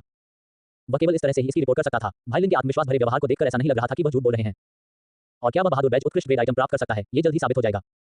किन जिंगचुआन ने कहा, आज सुबह सुबह अधिकारियों के मौजूदा जागृत लोगों को अच्छे ग्रेड राक्षसों को अकेले ही मारने के लिए संगठित किया गया है। परिणाम बहुत जल्द आ जाने चाहिए। यदि बहादुर बैच उत्कृष्ट ग्रेड आइटम सफलतापूर्वक प्राप्त किया जाता है और एक जनजाति स्थापित की जाती है तो आपको निश्चित रूप से पुरस्कृत किया जाएगा। लिन ने कहा, पुरस्कार एक छोटी सी बात है, मुख्य बात यह है कि अधिकारियों को जल्द से जल्द एक जनजाति स्थापित करने में मदद की जाए, तभी बाकी चुनौतियों से निपटने की ज्यादा ताकत मिलेगी। मैं तो बस अपना काम कर रहा हूं। लिन सिर्फ खुशामदीद नहीं कर रहा था, ब्लू स्टार के सभी अधिकारियों में दक्षिया गुड निसंदेह सबसे विश्वसनीय था। अब वे बिना किसी आरक्षण के सभी प्रकार की जानकारी प्रदान कर रहे थे, आपूर्ति वितरित कर रहे थे, आधिकारिक आश्रय स्थापित कर रहे थे, प्रतिभा जागृत लोगों को प्रायोजित कर रहे थे इत्यादि। ये सब कुछ दक्षिया लोगों और यहां तक कि ब्लू स्टार की पूरी मानव जाति को मिस वर्ल्ड में जीवित रहने की अनुमति देने के लिए था। यदि दक्षिया गुड टिक नहीं सका और व्यवस्था ध्वस्त हो गई, जनता पूरी तरह से धुंध दुनिया की अंधेरी अराजकता में फंस जाएगी। ब्लू स्टार की संपूर्ण मानव जाति अपनी सारी आशा और भविष्य खो सकती है। किन जिंगचुआन इस उत्तर से काफी संतुष्ट थे। भाई लिन, ये बहुत अच्छी बात है कि आप में ऐसी जागरूकता है। आपके क्षेत्र में विकास कैसा है? आपके पास मुख्यतः किन संसाधनों की कमी है? मैं आपको इसकी रिपोर्ट करने में मदद करूंगा और इस बार का इनाम उसी दिशा में दिया जा सकता है। लिन तियान ने कहा, बुनियादी सामान की कमी नहीं है। क्या आपके पास कोई जीवनकाल क्रिस्टल या ऐसा ही कुछ है? लगभग 10 या 20। यदि वहाँ अच्छे ग्रेड का लोहा यस है तो मुझे कुछ 100 इकाइयाँ भी दिला दीजिए। जहाँ तक अन्य अच्छी चीजों की बात है जो युद्ध शक्ति को बढ़ा सकती हैं, तो बस कुछ को यादृच्छिक रूप से भेजें। किन जिनचुआन ने ये देखा और तुरंत उसके सिर में खून दौड़ गया। अभी तो वह इस बच्चे की जागरूकता की तारीफ कर रहा था, अब ये हद से ज्यादा मांगे कर रहा है। एक एकल जीवनकाल क्रिस्टल, एक दुर्लभ ग्रेड गुप्त खजाना, लकड़ी जैसे हजारों बुनियादी संसाधनों के बराबर है। अच्छी गुणवत्ता वाले लोहा यस की कुछ 100 इकाइयों को भी बड़ी मात्रा में जीवन रक्षा सामग्री के बदले में बदला जा सकता है। बच्चे, तुम जो चीजें मांग रहे हो उनसे अकेले ही सैकड़ों सेक्टरों की आपूर्ति हो सकती है। यदि वह उसके सामने होता तो वह सचमुच उसे एक जोरदार थप्पड़ मारना चाहता। हालांकि दूसरी ओर वह एक युवा व्यक्ति के उत्साह को कम नहीं कर सका। किन जिनचुआन ने अपने दांत पीसते हुए नकारात्मक भावनाओं को व्यक्त किए बिना टाइप करने की पूरी कोशिश की। भाई लिन, अधिकारियों को भी अभी कठिनाइयों का सामना करना पड़ रहा है। हजारों सेक्टर जीविका के लिए रो रहे हैं, सभी प्रकार के संसाधन सीमित हैं। मैं पहले आपके लिए इसकी रिपोर्ट करूंगा, उच्च अधिकारी आपके लिए कुछ न कुछ तय कर लेंगे। पहले इसकी रिपोर्ट करें ताकि उच्च अधिकारियों को सिर दर्द न हो। लिन तियान को बहुत अधिक उम्मीदें नहीं थी और वह किन जिनचुआन के मना करने का इंतजार कर रहा था, लेकिन उसने यह उम्मीद नहीं की थी कि वह इतना मिलनसार होगा। उन्हें भी थोड़ी शर्मिंदगी महसूस हुई और उन्होंने कहा, ओह धन्यवाद भाई किन।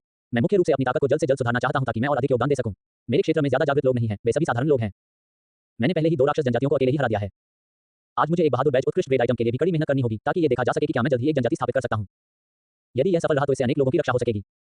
लिन तियान के क्षेत्र की स्थिति के बारे में सुनकर किन जिनचुआन ने भी गंभीर रुख अपनाया। साधारण क्षेत्र वास्तव में अधिक कठिन थे और वर्तमान स्थिति बहुत अराजक थी। लिन तियान, एक युवक, राक्षसों को अकेले ही परास्त करने के लिए अपनी ताकत पर निर्भर रहना वास्तव में आसान नहीं था।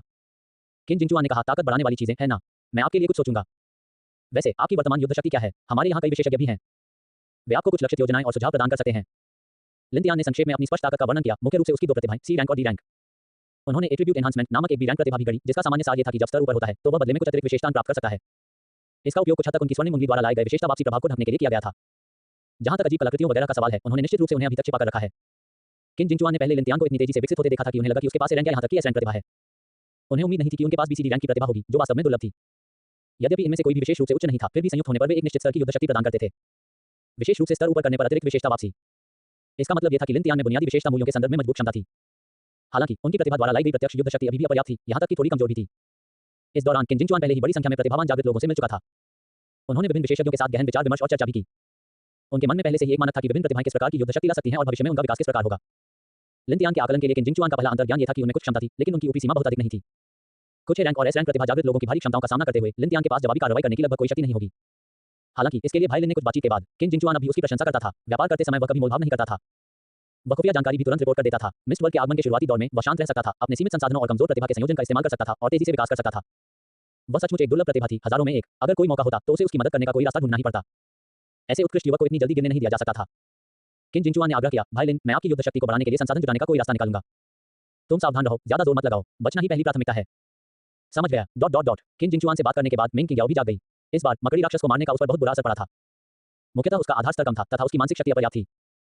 यदि यह पहले होता तो अब उसे सिर दर्द सहना पड़ता और स्तर बढ़ाने तथा राक्षसों को पीसने के लिए बाहर जाना पड़ता, जिससे उसे जल्दी से अनुभव प्राप्त होता। लेकिन अब लिन तियान के साथ मिलकर उन्होंने पहले ही आसपास के 2 राक्षस जनजातियों को खत्म कर दिया था। पूरे क्षेत्र पर पड़ने वाला दबाव बहुत कम हो गया। प्रचुर मात्रा में आपूर्ति के साथ तात्कालिकता इतनी अधिक नहीं थी, इसलिए आराम करना और स्वस्थ होना अगली लड़ाई की तैयारी का सबसे अच्छा तरीका था।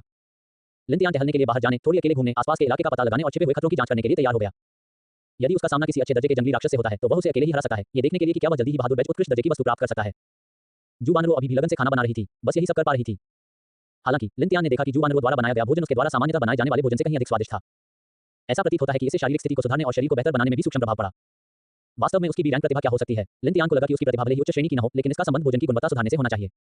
आखिरकार पिछली बार जो नुस्खा दिया गया था उसका बहुत अच्छा प्रभाव पड़ा था। अपनी वापसी क्षमता के साथ शायद भविष्य में इसका कुछ विशेष रणनीतिक महत्व भी हो। जब भी उसे मौका मिले उसे जू वानरों के बॉन्ड मूल्य में सुधार करना जारी रखना चाहिए। वे तीनों आश्रय में बैठे स्वादिष्ट भोजन का आनंद ले रहे थे और संग्रही फिल्में देख रहे थे। उन्होंने अपने व्यस्त जीवन से फुर्सत चुराने में आधा दिन बिताया। बाहर सेक्टर के अधिकांश लोग पूरी सुबह से ही मेहनत से काम कर रहे थे। दोपहर तक कई लोग आराम करने, कुछ खाने और दोपहर में काम पर लौटने की तैयारी करने के लिए बैठ गए। अचानक दूर जंगल में धीरे धीरे धूसर सफेद धुंध का एक ढेर फैल गया। पहले तो ऐसा लगा कि यह बहुत धीमी गति से चल रहा है, लेकिन पलक झपकते ही इसने कई मध्यम आयु वर्ग के लोगों को अपनी चपेट में ले लिया जो धुंध में बैठकर खाना खा रहे थे। धूसर धुंध आगे बढ़ती रही। उस क्षेत्र से निकलने के बाद मध्यम आयु वर्ग के लोग कहीं दिखाई नहीं दिए। न तो कोई निशान बचा, न ही कोई चीख सुनाई दी। ऐसा लग रहा था जैसे वे लोग कभी अस्तित्व में ही नहीं थे। जैसे ही धूसर धुंध का ये विशाल समूह ओर बढ़ा जहां अधिक लोग काम कर रहे थे, सभी को यह महसूस होने लगा कि इसमें कुछ गड़बड़ है। धीरे धीरे धुंध को अपनी ओर आते देख कई युवा लोग जल्दी से पीछे हट गए। अप्रत्याशित रूप से धूसर धुंध की गति अचानक बढ़ गई। युवा लोग भयभीत होकर भागने को तैयार हो गए। उनके पीछे से एक विशाल चूषण बल आया। हुश हुश हुश। कई लोग अचानक धुंध में समा गए। एक संक्षिप्त विराम के बाद धूसर धुंध अन्य की ओर बढ़ने लगी। जो युवा लोग इसमें फंस गए थे वे पहले ही बिना किसी निशान के गायब हो चुके थे। भागो, यह एक राक्षस है, उस धुंध से दूर रहो, वहां एक राक्षस है। धूसर धुंध लोगों को निगल रही है। युवाओं को जंगल में घसीट कर गायब होते देख और अधिक लोग घबराकर चिल्लाने लगे, जंगल से भागकर अपने अपार्टमेंट की इमारतों की ओर भागने लगे। धूसर धुंध की गति भी अचानक बढ़ गई और भीड़ पर छा गई। सैकड़ों लोग घबराकर जंगल से बाहर निकल आए। वे सभी एक साथ आवासीय क्षेत्र के खुले स्थान में घुस गए। कई लोग तेजी से नहीं भाग सके, जमीन पर गिर गए और फिर कुचले गए। पूरा दृश्य अराजकता में था और जो लोग पीछे भाग रहे थे वे एक एक करके धूसर धुंध में समा गए और पूरी तरह निगल लिए गए। सेक्टर 9527 ग्रुप चैट में सभी लोग चिल्लाने लगे। हम क्या करें, एक राक्षस आ गया है। धूसर धुंध लोगों को खा रही है। हमारे क्षेत्र में जागृत लोग कहाँ हैं? जाओ उन्हें बचाओ। हम उन्हें कैसे बचाएं? कौन जाने वह कैसा राक्षस है? क्या आप लोगों को मौत के मुंह में नहीं भेज रहे हैं? धूसर धुंध का इतना बड़ा समूह इसे अपार्टमेंट इमारतों में नहीं घुसना चाहिए, है ना? समूह में काफी चर्चा हुई और नीचे से भी तरह तरह की आवाजें आ रही थी। लिंतियान और अन्य दो ने भी देखा कि कुछ गड़बड़ थी।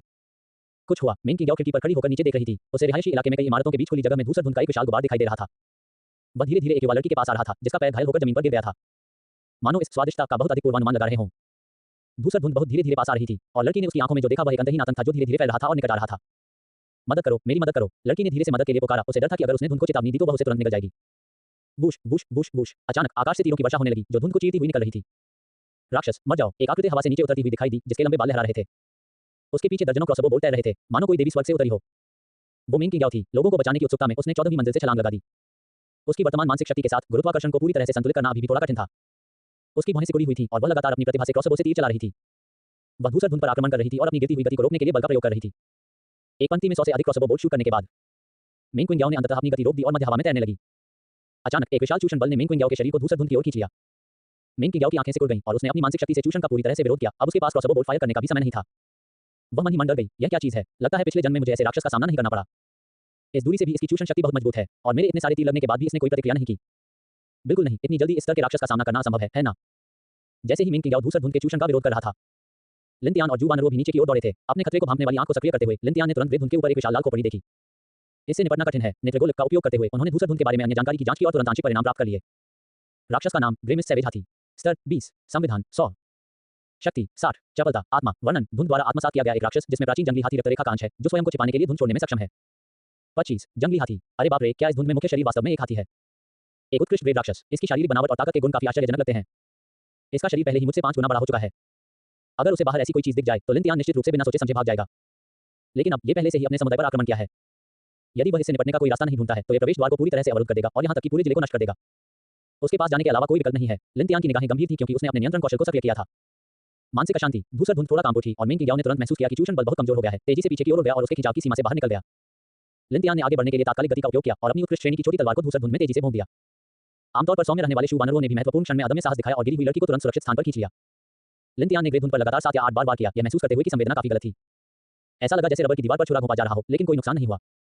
इतना ही नहीं, एक झटके से उत्कृष्ट श्रेणी की छोटी तलवार सचमुच छूट गई। ये तलवार पहले स्पाइडर मॉन्स्टर बॉस को मारते समय बुरी तरह से जंग खा गई थी। इसकी स्थायित्व काफी कम हो गई थी और अब हमलों की एक भयंकर बौछार के बाद यह अंततः इसे झेल नहीं सकी और टूट गई। लिंतियान की विचित्र कलाकृति नेत्रगोलक को अचानक खतरे का आभास हुआ। उसने अपनी बगल से एक कोड़े जैसी छाया को बाहर आते देखा। लिंतियान ने तुरंत भागने के लिए तात्कालिक गति का उपयोग किया और मेन क्विंग याओ के पास पहुंच गया। उसने देखा कि धूसर धुंध ने एक विशाल अजगर जैसा तंतु फैलाया और उसे हवा में कुछ बार हिलाया। यह पाते हुए कि यह अपने लक्ष्य पर नहीं पहुंचा है, ये जल्दी से वापस धूसर धुंध में सिमट गया। हालांकि यह राक्षस एक पल के लिए लिंतियान के कौशल से नियंत्रित हो गया था, लेकिन यह बहुत जल्दी ठीक हो गया।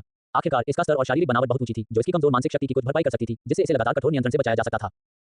मेन क्विंग याओ की भौहें कसकर सिकुड़ गईं, उसकी पलकें थोड़ी कांप रही थी। जैसे ही उसने घबराहट से कहा, इस राक्षस से निपटना मुश्किल है, मेरी योग्यताएं इसे हिला नहीं सकती, इसका स्तर पहले से ही उत्कृष्ट ग्रेड होना चाहिए। शायद हमें इसकी तीखी धार से बचकर पहले पीछे हट जाना चाहिए। इस जिले से पीछे हटने के लिए उसे ये शब्द कहना कठिन लगा। मेन क्विंग याओ ने पहले सोचा था कि यह शुरुआत सुचारू होगी, लेकिन उसने यह उम्मीद नहीं की थी कि स्थिति पलक झपकते ही नाटकीय रूप से बदल जाएगी। एक राक्षस जो उसके पिछले जीवन में प्रकट नहीं हुआ था, आक्रमण कर चुका था। इतनी जल्दी उत्कृष्ट ग्रेड प्राप्त करना, इसने लगभग पहले ही इस जिले को जीत लिया घोषित कर दिया है। वे तो बस जल्दी ही भाग सकते थे, यदि मेन क्विंग याओ और लिंतियान जैसे प्रतिभावान ताकतवर पीछे हट गए। जिले के बाकी सभी लोग यहां फंस जाएंगे, घने कोहरे के कारण बंद होने के कारण बाहर निकलने में असमर्थ तथा राक्षस द्वारा अवरुद्ध होने के कारण बाहर जाने तथा जीवित रहने के लिए संसाधन जुटाने में असमर्थ। उनके पास इस उत्कृष्ट ग्रेड राक्षस को हिलाने का कोई तरीका नहीं था। वे केवल मृत्यु की प्रतीक्षा में ही रह सकते थे। अंततः वे एक दूसरे को मार डालेंगे, उनकी भावनाएं टूट जाएंगी और वे इस धूसर धुंध राक्षस का भोजन बन जाएंगे। ये पिछली बार से अलग नहीं था। इस तरह के परिणाम से मेन क्विंग याओ का दिल धड़कने लगा और उसे स्वीकार करना थोड़ा मुश्किल हो गया। जैसे ही मेन क्विंग याओ निराश महसूस कर रहा था, लिंतियान ने कोई डर या हिचकिचाहट नहीं दिखाई। वह मुस्कुराया, उसकी आंखें तीखी थीं और उसने व्यंग्यात्मक लहजे में कहा, मैं इसकी तीखी धार से बचूं। ये तो बस एक उत्कृष्ट श्रेणी का जंगली राक्षस है और मुझे इसकी तीखी धार से बचना चाहिए। इस जंगली हाथी राक्षस का शरीर बहुत ऊंचा था और उसमें प्रवेश करना कठिन था, जो वास्तव में थोड़ा मुश्किल था, लेकिन ये पूरी तरह से अवसर के बिना नहीं था। अपनी संवेदी नेत्रगोलक के माध्यम से वह देख सकता था कि इस राक्षस की मानसिक विशेषता बहुत कम थी। मानसिक अशांति। लिंतियान ने एक और नियंत्रण कौशल का प्रयोग किया। धूसर धुंध स्पष्ट रूप से कांप उठी और उसकी गति तुरंत स्थिर हो गई। लिंतियान ने आदेश दिया, तुम ये देखने की कोशिश करो कि क्या तुम उन सभी धुंध को चीर सकते हो और राक्षस के मुख्य शरीर को प्रकट कर सकते हो। यद्यपि यह पहले से ही ज्ञात था कि यह ग्रे मिस्ट सैवेज हाथी है, लेकिन वर्तमान में ये धुंध में घिरा हुआ था। वह ये भी नहीं बता सका कि उसका सिर या पूंछ कहां है। कमजोरी ढूंढना तो दूर की बात थी। मेन क्विंग याओ ने अपनी हथेलियों को आगे बढ़ाया और दोनों दिशाओं में धुंध को चीरने लगी। उसकी प्रतिभा कौशल सक्रिय हो गई और पूरा वे धुंध तुरंत 2 टुकड़ों में फट गया और हवा में फैल गया, जिससे राक्षस का मुख्य शरीर प्रकट हो गया। लंबे भूरे सफेद फर वाला एक राक्षस जो एक बड़े उत्खनन यंत्र जितना विशाल था, प्रकट हुआ। इस राक्षस की नाक विशालकाय अजगर जैसी लंबी थी, जो खुदाई करने वाले की लंबी भुजा की तरह फैली हुई थी। इसके 4 दांत 3 से 4 मीटर लंबे ऑक्टोपस की तरह खतरनाक ढंग से फैले हुए थे। इसका विशाल मुंह लाल रंग का था, जो आज पहले ही कई लोगों की जान ले चुका था। इसकी पीठ तीरों से घनीभूत थी, जो सब मेन क्विंग याओ के अभी हवाई अवतरण से आए थे। तभी मेन क्विंग याओ ने स्पष्ट रूप से देखा कि राक्षस का स्वरूप वास्तव में एक हाथी था, जो एक विशालकाय जानवर से भी अधिक भयानक था। लेकिन चूंकि इसका मुख्य भाग खुला हुआ था, इसलिए अभी के तीर पूरी तरह से प्रभावी नहीं थे। मेंग क्विंग्याओ अपने व्यापक युद्ध अनुभव के कारण स्वाभाविक रूप से जानती थी कि उसे क्या करना है। उसके हाथ तरल रूप से गति कर रहे थे, एक चाप में एक दर्जन तीरों को निर्देशित कर रहे थे, सटीक और सघन रूप से ग्रे मिस्ट जंगली हाथी की आंखों की ओर निशाना साध रहे थे। सब कुछ एक पल में घटित हो गया। इस समय जंगली हाथी अभी भी लिन तियान की मानसिक अशांति से नियंत्रित था। इससे पहले कि उसकी आंखें तीरों से छिद जाती, उसे प्रतिक्रिया करने का भी समय नहीं मिला। गर्जन, जंगली हाथी ने तेज गर्जना की। उसकी तुरही की आवाज से आसपास के सभी लोग अपने कान ढकने लगे और उन्हें बहुत असहज महसूस हुआ। ये राक्षस बहुत डरपोक लग रहा था। इसकी आंखें घायल होने के बाद भी यह उन्मत्त नहीं हुआ और सभी दिशाओं में बेतहाशा नहीं भागा। उसने अब खाने की भी परवाह नहीं की, अपना शरीर मोड़ा और धुंध वन की ओर भाग गया। चूंकि तुम यहाँ हो, जाने की इतनी जल्दी मत करो। लिन तियान ने चमकते हुए उसका पीछा किया और एक जानवर पकड़ने वाला मकड़ी का जाल फेंका जिसने जंगली हाथी को पूरी तरह से ढक दिया। यह मकड़ी का जाला पहले स्पाइडर मॉन्स्टर अभिजात वर्ग द्वारा गिराया गया था और उत्कृष्ट वेग तक पहुंच गया था। यह न केवल अत्यंत मजबूत और दृढ़ था, बल्कि इसका संक्षारक प्रभाव भी था। ग्रे मिस्ट सैवेज हाथी को बांधने के बाद वह बेतहाशा संघर्ष करता रहा, लेकिन आजाद नहीं हो सका। उसके शरीर का फर जलते हुए सिहर उठा। अपनी क्रूर शक्ति का प्रयोग करते हुए उसने जाल को अपने साथ खींचते हुए आगे बढ़ने का प्रयास किया। लिन तियान ने जाल के अंत में लगी लंबी रस्सी को पकड़ लिया और अपनी जगह पर खड़ा होने की कोशिश करने लगा, लेकिन जंगली हाथी ने उसे अपने पैरों से खींच लिया। उसने जल्दी से अपनी 8 विनाशकारी तलवार निकाली और उसे जमीन में गाड़ दिया, जो एक लंगर के रूप में कार्य कर रही थी। लेकिन ये बेकार था, जंगली हाथी की ताकत बहुत अधिक थी। 8 विनाशकारी तलवार ने जमीन में एक गहरा तलवार का निशान बना दिया, लेकिन लिन तियान अभी भी घसीटा जा रहा था और रुक नहीं सका। मेंग क्विंग्याओ फुसफुसाते हुए ऊपर उड़ी, अपनी मानसिक शक्ति से जंगली हाथी को खींच लिया और साथ ही मकड़ी के जाले की रस्सी भी पकड़ ली। उनकी संयुक्त शक्ति अभी भी विशालकाय जंगली हाथी से मुकाबला करने के लिए अपर्याप्त थी। जब ये बात गंभीर हो गई तो यह कोई मजाक नहीं था। सब लोग आओ मदद करो। जू वानरो, जो आमतौर पर सामाजिक रूप से चिंतित रहती थी, जोर से चिल्लाने से खुद को नहीं रोक सकी और वह भी तेजी से आगे बढ़ी, मेंग क्विंग्याओ के पीछे खड़ी हो गई, मकड़ी के जाले की रस्सी को कसकर पकड़ लिया। बाकी सभी लोग लड़ाई देखने के लिए पहले से ही अपार्टमेंट की इमारतों के अंदर छिप गए थे। अब जब उन्होंने जंगली हाथी का मुख्य शरीर देखा तो उन्हें वास्तव में कम भयावह लगा। यदि ये लोगों को निकलने वाली धूसर धुंध थी, तो भी यह एक अज्ञात भय था। लेकिन ये स्पष्टतः एक हाथी था। यद्यपि इसका स्वरूप थोड़ा भयावह था, लेकिन प्राचीन काल में मनुष्य ने किस प्रकार के जंगली जानवर का शिकार नहीं किया था। मैमथ का शिकार कर उन्हें विलुप्त कर दिया गया। इसके अलावा ये हाथी राक्षस पहले ही तीरों से घायल हो चुका था। ये स्पष्ट रूप से खून बह रहा था। अब उसकी आंखें अंधी हो गई थी। वह अस्त-व्यस्त होकर भाग रहा था और उसे 3 लोग जाल से खींच रहे थे। डरने की क्या बात थी। सब लोग आक्रमण करो। तुम सब पुरुषों आओ, चलो उनकी मदद करें। समुदाय की कई अपार्टमेंट इमारतों से पुरुष बाहर निकल आए। उन सभी ने मकड़ी के जाले के अंत में रस्सियों को पकड़ लिया और उसे जोर से पीछे की ओर खींचा, जिससे जंगली हाथी कई कदम पीछे घसीटता हुआ चला गया। गर्जना, ये देखकर कि धुंध का जंगल दूर नहीं है, जंगली हाथी ने मकड़ी के जाल में बने एक छेद से अपनी लंबी नाक बाहर निकाली, उसे पास के कई विशाल पेड़ों के चारों ओर लपेट लिया और पीछे से आ रहे खींचने वाले बल का डकर विरोध किया। दोनों पक्ष मानो रसाक्षी में थे और अपना सब कुछ झोंक रहे थे। लिन तियान कभी-कभी एक मानसिक अशांति जोड़ता था, जो ग्रे मिस्ट सैवेज हाथी के विचारों को लगातार बाधित करता था, जिससे वह अपनी पूरी ताकत का उपयोग करने से रोकता था। मकड़ी के जाले की रस्सी की शेष लंबाई सीमित थी और जो लोग बाहर निकले उन्हें बल लगाने के लिए जगह नहीं मिली। कई लोगों ने पिछले शिकार के दौरान बनाए गए जाल निकाल लिए। कुछ मछली पकड़ने के जाल थे, कुछ मोटी भांग की रस्सियां थीं, कुछ चादरों से बनी रस्सियां थीं। जंगली हाथी पर विभिन्न फंदे फेंके गए, उसके सिर, उसके दांतों को रस्सी से बांधना, उसके पैरों को बांधना। सैकड़ों, यहां तक कि हजारों लोगों ने इसे घेर लिया। प्रत्येक ने अपने अद्वितीय कौशल का प्रदर्शन करते हुए जंगली हाथी को सुरक्षित रूप से फंसा लिया। 1 2 3 खींचो। सैकड़ों लोग एक साथ चिल्लाए और बुरी तरह पीछे की ओर खींचने लगे। जंगली हाथी पहले से ही मन कोस रहा था, मैंने तुम में से कुछ बंदरों को ही खाया है और अब मैं यहां से जा भी नहीं सकता। कई पेड़ों को उखड़ते हुए देखकर प्रत्येक व्यक्ति के पास लगभग 1 अंक की शक्ति थी और सैकड़ों लोगों के एक साथ काम करने के कारण जंगली हाथी भी विरोध नहीं कर सका। गर्जन, घिरा हुआ महसूस करते हुए ग्रे मिस्ट सैवेज हाथी ने एक बार फिर अपना सिर पीछे फेंका और हताश होकर दहाड़ा। यह उसका जीवन रक्षक कौशल था। तेज, चुभने वाली हाथी तुरही एक पल्स बम की तरह बाहर की ओर फट गई। लगभग सभी लोगों ने तुरंत ही अपने सिर पकड़ लिए और कान ढक लिए, लेकिन वे हाथी की तुरही को अपने मन में घुसने से नहीं रोक सके। ती की आवाज सीधे उनके सिर में गूंजती थी। इससे सचमुच उनके सिर चकरा गए। लिन तियान को भी चक्कर आ गया। इस राक्षस के पास वाकई ऐसा ही हुनर था। यदि वह लगातार चीखता रहा तो वहां उपस्थित सभी लोगों के सिर फट सकते थे। लिन तियान ने रस्सी छोड़ दी और अपनी 8 विनाशकारी तलवार को पकड़कर आगे बढ़कर जंगली हाथी के पेट में भयंकर वार किया। इसका कोई प्रभाव नहीं पड़ा, केवल उसकी खुरदरी मोटी त्वचा पर एक छोटा सा गड्ढा रह गया, जो जल्दी ही ठीक हो गया। इस चीज का शरीर बहुत ऊंचा था, इसकी आंखों जैसे महत्वपूर्ण बिंदुओं के अलावा अन्य क्षेत्रों में इसकी रक्षा बहुत मजबूत थी। वह इसे बिल्कुल भी नुकसान नहीं पहुंचा सका। जीवन काल मूल्य 0.1। 8 वीरानी अराजक नृत्य। लिन तियान ने अपना कौशल सक्रिय किया। 8 विनाशकारी तलवार संशोधन की जीवन काल खपत अब बहुत छोटी थी, इसलिए लिन तियान ने तुरंत अपनी अंतिम चाल का इस्तेमाल किया। ब्लेड हवाओं का तूफान जंगली हाथी की ओर बढ़ रहा था, लेकिन यह उसके फर को शेव करने के लिए उस तरह का उपयोग करने जैसा था। इसका अभी भी कोई खास असर नहीं हुआ, लेकिन यह पहले से ही सबसे बड़ा नुकसान था जो लिन तियान उस समय कर सकता था। हाथी की तुरही की ध्वनि जारी रही और बहुत से लोग पहले ही सभी 7 छिद्रों से खून बहाकर जमीन पर गिर पड़े। आम लोगों का शरीर इस कौशल को ज्यादा देर तक झेल नहीं सकता था। ऐसा लग रहा था जैसे सैकड़ों लोग यहाँ मरने वाले हैं, यहाँ तक कि मेंग क्विंग्याओ की नाक से भी खून बहने लगा था। धतेरी की, लिन तियान की आंखें ठंडी हो गईं। उसने अपनी अजीब कलाकृति निकाली और निर्णायक रूप से उसकी अंतिम क्षमता को सक्रिय कर दिया। मेमने का क्रोध। जीवनकाल 10 वर्ष का जीवनकाल। सभी कौशल शक्ति अस्थायी रूप से 10 गुना बढ़ जाती है। लिन तियान ने मेमने राजा से यह अजीब कलाकृति प्राप्त की थी और उसे उम्मीद नहीं थी कि उसे इतनी जल्दी इसका उपयोग करने का मौका मिलेगा। उन्होंने यह उम्मीद नहीं की थी कि नौसिखिया अवधि समाप्त होने के बाद पहले ही दिन उन्हें अपने जीवनकाल का इतना बड़ा बलिदान देना पड़ेगा। 26 भीड़ का गुस्सा। लिन तियान को लगा कि क्रोध की प्रबल इच्छा उसके पूरे शरीर में जंगल की आग की तरह फैल गई है। एक क्षण में मानो उसके मन में अनगिनत आवाजें एक साथ गूंज उठीं। मैं इसे स्वीकार करने से इनकार करता हूं। क्या मैं कमजोर हूं, इसलिए मुझे धमकाया जाना चाहिए? क्या मैं कमजोर हूं, इसलिए मुझे खाया जाना चाहिए? मेरे भाग्य को नियंत्रित करना मेरा काम है, स्वर्ग का नहीं। लानत है तुम पर, मैं तुम सबसे लड़ूंगा। आज तुम सबको मरना होगा। मरना ... उसके मन में तरह तरह के अराजक विचार गूंज रहे थे। यदि उसकी मानसिक शक्ति थोड़ी कमजोर होती तो उसका मस्तिष्क उसी समय फट सकता था। ऐसा प्रतीत होता है कि यह उस विचित्र कलाकृति की जीवन राशि कीमत का मूर्त रूप था। लिन तियान ने सभी विचलित करने वाले विचारों को दबा दिया और अपने दिल में दहाड़ा, चुप रहो। भनभनाहट। संपूर्ण विश्व मौन हो गया। लिन तियान की आंखें खुल गईं, पहले से ही खून से लाल। 8 वीरानी पवन स्लैश। जीवनकाल मूल्य 0.01। हवा का एक ब्लेड जो पहले से 10 गुना अधिक ठोस था, मानो ठोस हो बाहर निकला। इसने जंगली हाथी की मूलतः अत्यधिक रक्षात्मक त्वचा को तुरंत ही काट डाला। ऐसा लग रहा था कि 100 अंक का शारीरिक बल भी 10 गुना अधिक शक्ति वाले पवन प्रहार का सामना नहीं कर सकता। एक घाव खोलने के बाद लिन तियान ने 8 विनाशकारी तलवार संशोधन में भयंकर रूप से छुरा घोंपने का अवसर लिया। जंगली हाथी के विशाल आकार को देखते हुए इतना छोटा घाव निश्चित रूप से उसे नहीं मारेगा। उसे मेमने के क्रोध प्रभाव की अवधि के भीतर उसे पूरी तरह से मार डालना था। 8 वीरानी अराजक नृत्य। जीवनकाल मूल्य 0.1। लिन तियान ने एक बार फिर अपना जीवनकाल समाप्त कर लिया और अपना दूसरा कौशल प्रदर्शित किया। धमाका 10 गुना उन्नत 8 वीरानी अराजक नृत्य ने ग्रे मिस्ट सैवेज हाथी के शरीर के भीतर हवा के वेग का एक भंवर पैदा कर दिया। रक्त का एक स्तंभ घूमकर आकाश में उछला, जंगली हाथी के शरीर के दूसरी ओर से होकर फव्वारे की तरह फूट पड़ा। ग्रे मिस्ट सैवेज हाथी के अंदरूनी अंग पूरी तरह से क्षतिग्रस्त हो गए थे, उसके आंतरिक अंग पूरी तरह से नष्ट हो गए थे। यहाँ तक कि एक उत्कृष्ट ग्रेड राक्षस के पास भी इतने शक्तिशाली आंतरिक विस्फोट हमले के बाद बचने की कोई संभावना नहीं थी। एक शोकपूर्ण दहाड़ के साथ जंगली हाथी जमीन पर गिर पड़ा, मृत से भी अधिक मृत। मेन किंग याओ ने देखा कि कैसे ये पहाड़ जैसा विशालकाय राक्षस ढह गया। उसकी आंखें, जो धीरे धीरे टिमटिमाती मोमबत्ती की तरह धुंधली हो रही थी, अचानक फिर से टिमटिमा उठी और उनमें एक उत्साहपूर्ण, आशापूर्ण प्रकाश फूट पड़ा। लिन तियान ने वास्तव में एक उत्कृष्ट ग्रेड राक्षस को अकेले ही मार डाला था। यह अविश्वसनीय था, वह सचमुच बहुत शक्तिशाली था। वे सभी लोग जो हाथी की भयंकर दहाड़ से पीड़ित थे, अंततः संकट से बच गए। हालांकि वे अभी भी जमीन पर पड़े रहे और लंबे समय तक संभल नहीं पाए। उनके कानों में बजने की आवाज और सिर दर्द जारी रहा। 10 गुना कौशल शक्ति द्वारा खपत की गई सहनशक्ति और मानसिक ऊर्जा को सहन करना इतना आसान नहीं था। लिन तियान को ऐसा महसूस हुआ जैसे उसका शरीर खोखला हो गया हो, उसका शरीर धीरे धीरे झुक रहा था, कमजोर होकर गिर रहा था। उसके पीछे मेंग क्विंग याओ पहले ही उड़कर आ चुकी थी। उसने लिन तियान को अपनी बाहों में पकड़ लिया था और उसे धीरे धीरे लेटने दिया और अपना सिर उसकी गोद में रख दिया। वह जानती थी कि लिन तियान को अंतिम क्षण में इतनी आश्चर्यजनक शक्ति के साथ विस्फोट करने के लिए बहुत बड़ी कीमत चुकानी पड़ी होगी। यह बहुत संभव है कि उसने एक अजीब कलाकृति का उपयोग किया हो और बड़ी मात्रा में जीवनकाल मूल्य का उपभोग किया हो। उसने लिन तियान से यह पूछने की भी हिम्मत नहीं की कि क्या वह ठीक है, उसने बस चुपचाप उसका सिर पकड़ रखा था। लिन तियान के चेहरे पर आंसू लगभग गिरने लगे, उसे दिल का दर्द महसूस हुआ।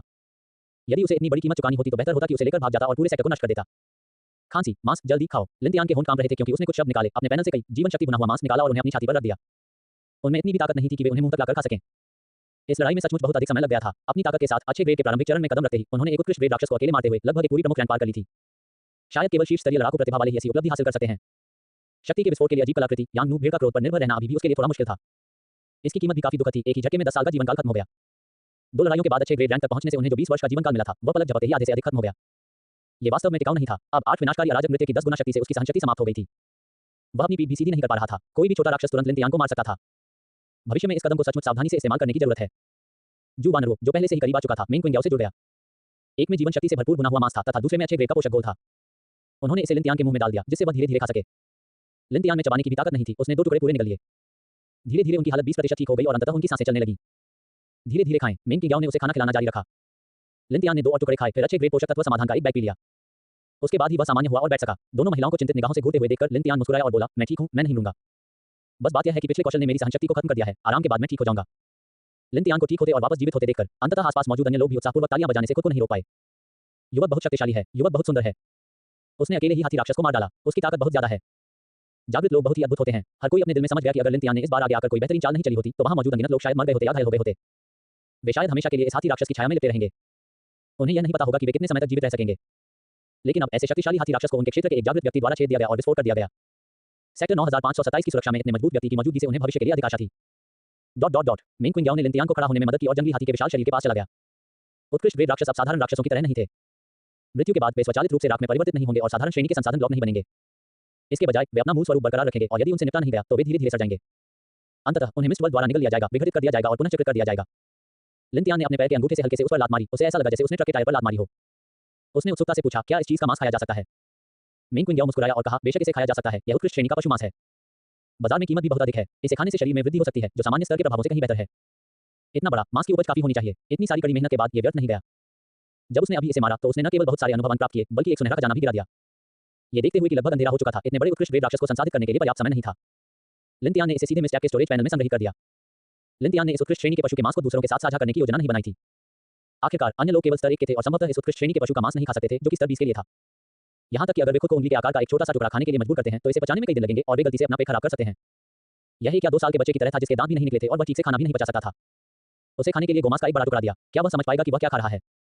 हालांकि आज पूरे सेक्टर के कई 100 लोग जंगली हाथी से लड़ने में मदद करने के लिए बहादुरी से आगे आए। शुरुआत में तो उन्होंने थोड़ी बढ़त भी हासिल कर ली, जिसमें चींटियां हाथी को खा रही हैं वाली गति थी। दुर्भाग्यवश ग्रे मिस्ट सैवेज हाथी एक उत्कृष्ट श्रेणी का राक्षस था जिसमें कुछ छिपे हुए जीवन रक्षक कौशल थे। अंत में सभी के सिर लगभग फट गए, लेकिन वे आगे आए और कुछ प्रयास किए। लिन तियान ने साधारण जानवर के मांस के 1000 हिस्से निकाले और जू वानरों से कुछ लोगों को ले जाने के लिए कहा। इस प्रयास में योगदान देने वाले प्रत्येक व्यक्ति को पशु मांस का एक हिस्सा प्राप्त हो सकता है। वैसे भी ये सभी जू वानरों द्वारा लौटा दिए गए थे, इसलिए उनका उपभोग करना कोई बड़ी बात नहीं थी और यह इन लोगों के साहस के लिए एक पुरस्कार के रूप में भी काम करता था। चूंकि भविष्य में एक जनजाति की स्थापना करने का निर्णय लिया गया था, इसलिए जो लोग आज खड़े होने के लिए तैयार थे वे सभी भविष्य में जनजाति के लिए लड़ाकू शक्ति के रूप में विकसित होने के योग्य होंगे। एक साधारण पंजीकरण के बाद जिन लोगों को पशु मांस मिला वे खुशी खुशी अपने आश्रय स्थलों को लौट गए। उन्होंने अपने साथियों के सामने अपनी शेखी बघारी और आज के युद्ध के अपने अनुभवों को उत्साहपूर्वक साझा किया। उनके हाथों में जानवर के मांस का बड़ा टुकड़ा आज उनकी बहादुरी का सबूत था। जो लोग सुनते थे वे भी प्रशंसा से भरे हुए थे, उत्कृष्ट भावनात्मक मूल्य प्रदान करते थे और दूसरों के हाथों में मांस के बड़े टुकड़े को देखते हुए उन्होंने चुपके से फैसला किया कि अगली बार जब ऐसा कुछ हुआ तो वे निश्चित रूप से सामने की ओर दौड़ेंगे। समय बदल गया था, जीवित रहने के लिए उन्हें साहस पर निर्भर रहना पड़ा। जहां तक मृत्यु का प्रश्न है, जीवनकाल धीरे धीरे कम होता जाएगा, भले ही वे देर तक जीवित रहें, फिर भी अंत में मृत्यु ही होगी। अधिक जानवरों का मांस खाने के लिए आगे की ओर दौड़ना, उनके शरीर को बेहतर बनाना, उन्हें थोड़ा और अधिक जीने की अनुमति भी दे सकता है। उस रात लिन तियान और मेंग क्विंग याओ ने अच्छी तरह से आराम किया और अपनी स्थिति में सुधार किया। जू वानरों ने बुना हुआ मांस भी तैयार किया था। आज का बुना हुआ मांस एक अलग ग्रेड का था। ये ताजा बना हुआ उत्कृष्ट ग्रेड का बुना हुआ मांस था। एक विशाल मोटा टुकड़ा वॉश बेसिन के आकार का, चर्बी से भरा हुआ। दो हिस्सों में काटे, लिन तियान और मिंग क्विंगयाओ ने एक एक टुकड़ा लिया, उसे दोनों हाथों से पकड़ा और तरबूज कुतरने की तरह दिल खोलकर खाया। वे दोनों तीव्र विकास के दौर से गुजर रहे थे, उनका शरीर तेजी से बढ़ रहा था, वे सुअरों से भी अधिक खाते थे। स्वाद सचमुच बहुत अच्छा था, साधारण श्रेणी के पशु के मांस की तुलना में अधिक लचीला और चबाने योग्य। जू वानरों ने भी एक छोटा टुकड़ा काटा और खुशी से उसे खा लिया, हालांकि उसने ज्यादा योगदान नहीं दिया, उसे उत्कृष्ट श्रेणी के पशु का मांस खाने को मिला, ये सब उसके मालिक के शिकार पर जाने के कारण हुआ। स्वामी का तात्पर्य निस्संदेह इस आश्रय का स्वामी था। गलतफहमी मत पालें, जू वानरों में जागृत प्रतिभा की क्षमता थी और उसका शरीर सामान्य लोगों की तुलना में अधिक ऊंचा था, इसलिए वह इस उत्कृष्ट श्रेणी के जानवर का मांस खा सकती थी। लिन तियान अच्छे मूड में था और एक बार उसने सेक्टर समूह में सक्रिय रूप से बात की, जिन भाइयों को आज जानवर का मांस मिला है, वे इसे उदारता से भूनकर खाएं, इसे जमा न करें। आप इसे अपने आश्रय में अपने साथियों के साथ साझा कर सकते हैं। चिंता मत करो, मेरे साथ भविष्य में आपके पास खाने के लिए मांस होगा, भूखे रहने की चिंता करने की कोई जरूरत नहीं है। आज रात नौसिखिया अवधि समाप्त होने के बाद पहला दिन है, आइए हम सब अपने सेक्टर में कुछ मौज मस्ती करें। बोलने के बाद उन्होंने समूह में सैकड़ों बोतलें बाइजू और बियर भेजी। सेक्टर चैट समूह में हर कोई उन्हें लाल लिफाफे की तरह पकड़ सकता था। जिन लोगों ने बाइजू को पकड़ा उन्होंने उसे जमा नहीं किया, जो लोग पीना चाहते थे उनके लिए कुछ गिलास डालने के बाद उन्होंने बाकी को समूह में बांट लिया, जिससे अन्य लोग उसे उठाकर पीते रहे। पूरे सेक्टर 9527 में, जहां 1000 से अधिक आश्रय स्थल हैं, लगभग हर आश्रय स्थल में आज रात शराब और मांस उपलब्ध था। लिन तियान ने पूछताछ की और पाया कि कुछ आश्रय गृहों, जिनमें अधिकतर महिलाएं रहती हैं, को कुछ भी नहीं मिला है। इसलिए उन्होंने सैकड़ों और डिब्बे निकाले और मिंग क्विंगयाओ और जू वानरों से उन्हें वितरित करने में मदद करने के लिए कहा। अंततः सभी को खाने के लिए मांस और पीने के लिए शराब मिल गई। इससे समूह में उत्साह पूरी तरह से प्रज्वलित हो गया। धुंध दुनिया के उतरने के बाद वे कई दिनों तक दबे रहे। आज उत्कृष्ट श्रेणी के हाथी राक्षस के वध में भाग लेकर तथा युद्ध की लूट में हिस्सा लेकर सभी को गौरव की अनुभूति हुई। सेक्टर चैट समूह और विभिन्न आश्रय स्थल जीवन चर्चाओं से गुलजार थे। हमारे सेक्टर का संपर्क अधिकारी अद्भुत है, उसकी ताकत बहुत ज्यादा है। हाँ, वह एक उत्कृष्ट ग्रेड राक्षस था, कम से कम स्तर 20, और हमारे संपर्क अधिकारी ने उसे मार डाला। वह स्तर 20 के राक्षसों से नहीं डरता, इसलिए हमारा सेक्टर भविष्य में साहस और आत्मविश्वास से शिकार कर सकता है। बॉस लिन केवल 10वीं स्तर का प्रतीत होता है, फिर भी वह सभी रैंकों में उत्कृष्ट ग्रेड के हाथी राक्षस को मार सकता है, वह वास्तव में बहुत शक्तिशाली है। आप नहीं जानते कि आज ये कितना खतरनाक था, मुझे ऐसा लगा जैसे उस हाथी राक्षस की धार से मेरा सिर लगभग फट गया होगा। शुक्र है, बॉस लिन ने अंततः हमें बचा लिया। मुझे आश्चर्य है कि वह किस तरह का जागृत व्यक्ति है, मुझे लगता है कि उसे निम्न स्तर का नहीं होना चाहिए। रुको, तुम सब भूल गए, हमारे सेक्टर में एक और शक्तिशाली जागृत व्यक्ति भी है। बॉस लिन के बगल में वह सुंदरता। ठीक है, वह आकाश से उतरी है, वह उड़ सकती है और ऐसा लगता है कि वह तीरों को नियंत्रित करने में सक्षम है। वह सुंदर और मजबूत है, वह बॉस लिन के लिए एकदम उपयुक्त है। ये सचमुच आश्चर्यजनक है, हमारा क्षेत्र भविष्य में अच्छा प्रदर्शन करने में सक्षम होना चाहिए, है ना? 27 अनिवार्य सैन्य सेवा। लिन तियान की शरण में उन तीनों ने ग्रिल मीट और विभिन्न डिब्बाबंद खाद्य पदार्थ खाए तथा माउजी शराब पी।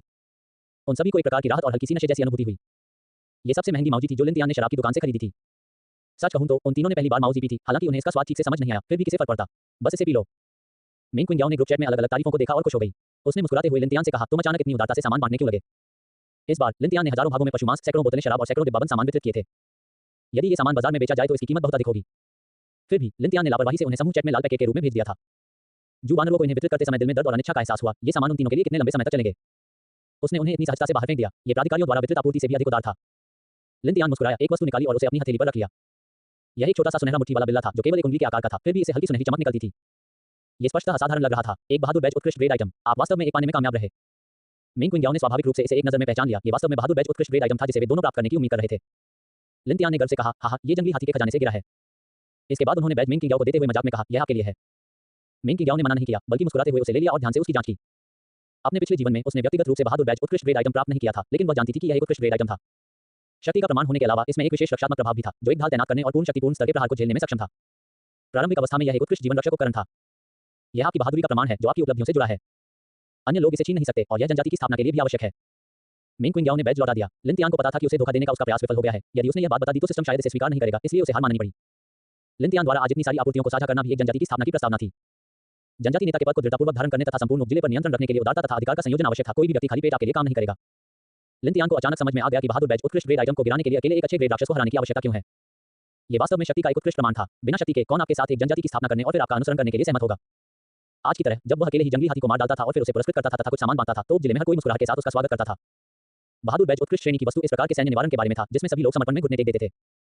भरपेट खाने पीने के बाद लिन तियान आराम से स्नान में डूबा हुआ था, अपने पैनल की जांच करने और आज के वेतन की गणना कैसे की गई इस पर शोध करने की तैयारी कर रहा था। तभी अचानक लिन तियान ने मिसटेप पर एक पॉपअप विंडो देखी। इस पर क्लिक करने पर पता चला, नमस्ते कॉमरेड, ये दक्षिया गुट का भर्ती मिशन है। हम एक गंभीर संकट का सामना कर रहे हैं और इसका परिणाम इस गुट के सभी सदस्यों के भाग्य को प्रभावित करेगा। आप इस संदेश को देख पा रहे हैं क्योंकि आपके पास पर्याप्त स्तर और शक्ति है। क्या आप भर्ती मिशन को स्वीकार करते हैं? हमारे साथ जुड़ें और आने वाले संकट का मिलकर सामना करें। नीचे स्वीकार और अस्वीकार बटन थे जिनके बगल में 5 मिनट का उल्टी गिनती टाइमर चल रहा था। क्विंगयाओ, क्या हो रहा है? लिन तियान बाथटब से बाहर निकला, एक स्नान तौलिया लपेटा और अतिथि बेडरूम की ओर भागा। लिन तियान को इस हालत में देखकर थोड़े नशे में धुत मिंग क्विंगयाओ और जू वानरो दोनों शर्मा गए। तुम बहुत अधीर हो। क्या वह शून्य फ्रेम से शुरू कर रहा था? जू वानरो की आवाज मच्छर जैसी थी। बहन किंग, आप दोनों पहले बात क्यों नहीं करती? मैं नहाने जा रहा हूं। मिंग क्विंगयाओ, जो स्वयं भी अनुभवहीन थी, बोली, मत जाओ। क्या हम सब साथ चलें? लिन तियान शिकायत करने से खुद को नहीं रोक सका। तुम दोनों इतने विनम्र क्यों हो रहे हो? क्या तुम इन अजीब बातचीत के लिए कृपया समय और स्थान चुन सकते हो? इस त्वरित संदेश को देखो, क्या हो रहा है। मिंग क्विंगयाओ ने अंततः स्थिति को समझा, आधा होश में आते हुए कहा, आपको भर्ती किया गया है। यह एक गुट भर्ती आदेश का प्रभाव है। ऐसा अवश्य है कि हमारे दक्षिया गुट को कुछ समस्या का सामना करना पड़ा है और वे इसे हल करने के लिए गुट के मजबूत सदस्यों को बुला रहे हैं। क्या समस्या गंभीर है? बहुत गंभीर। तो फिर मुझे क्या करना चाहिए? क्या मुझे जाना चाहिए?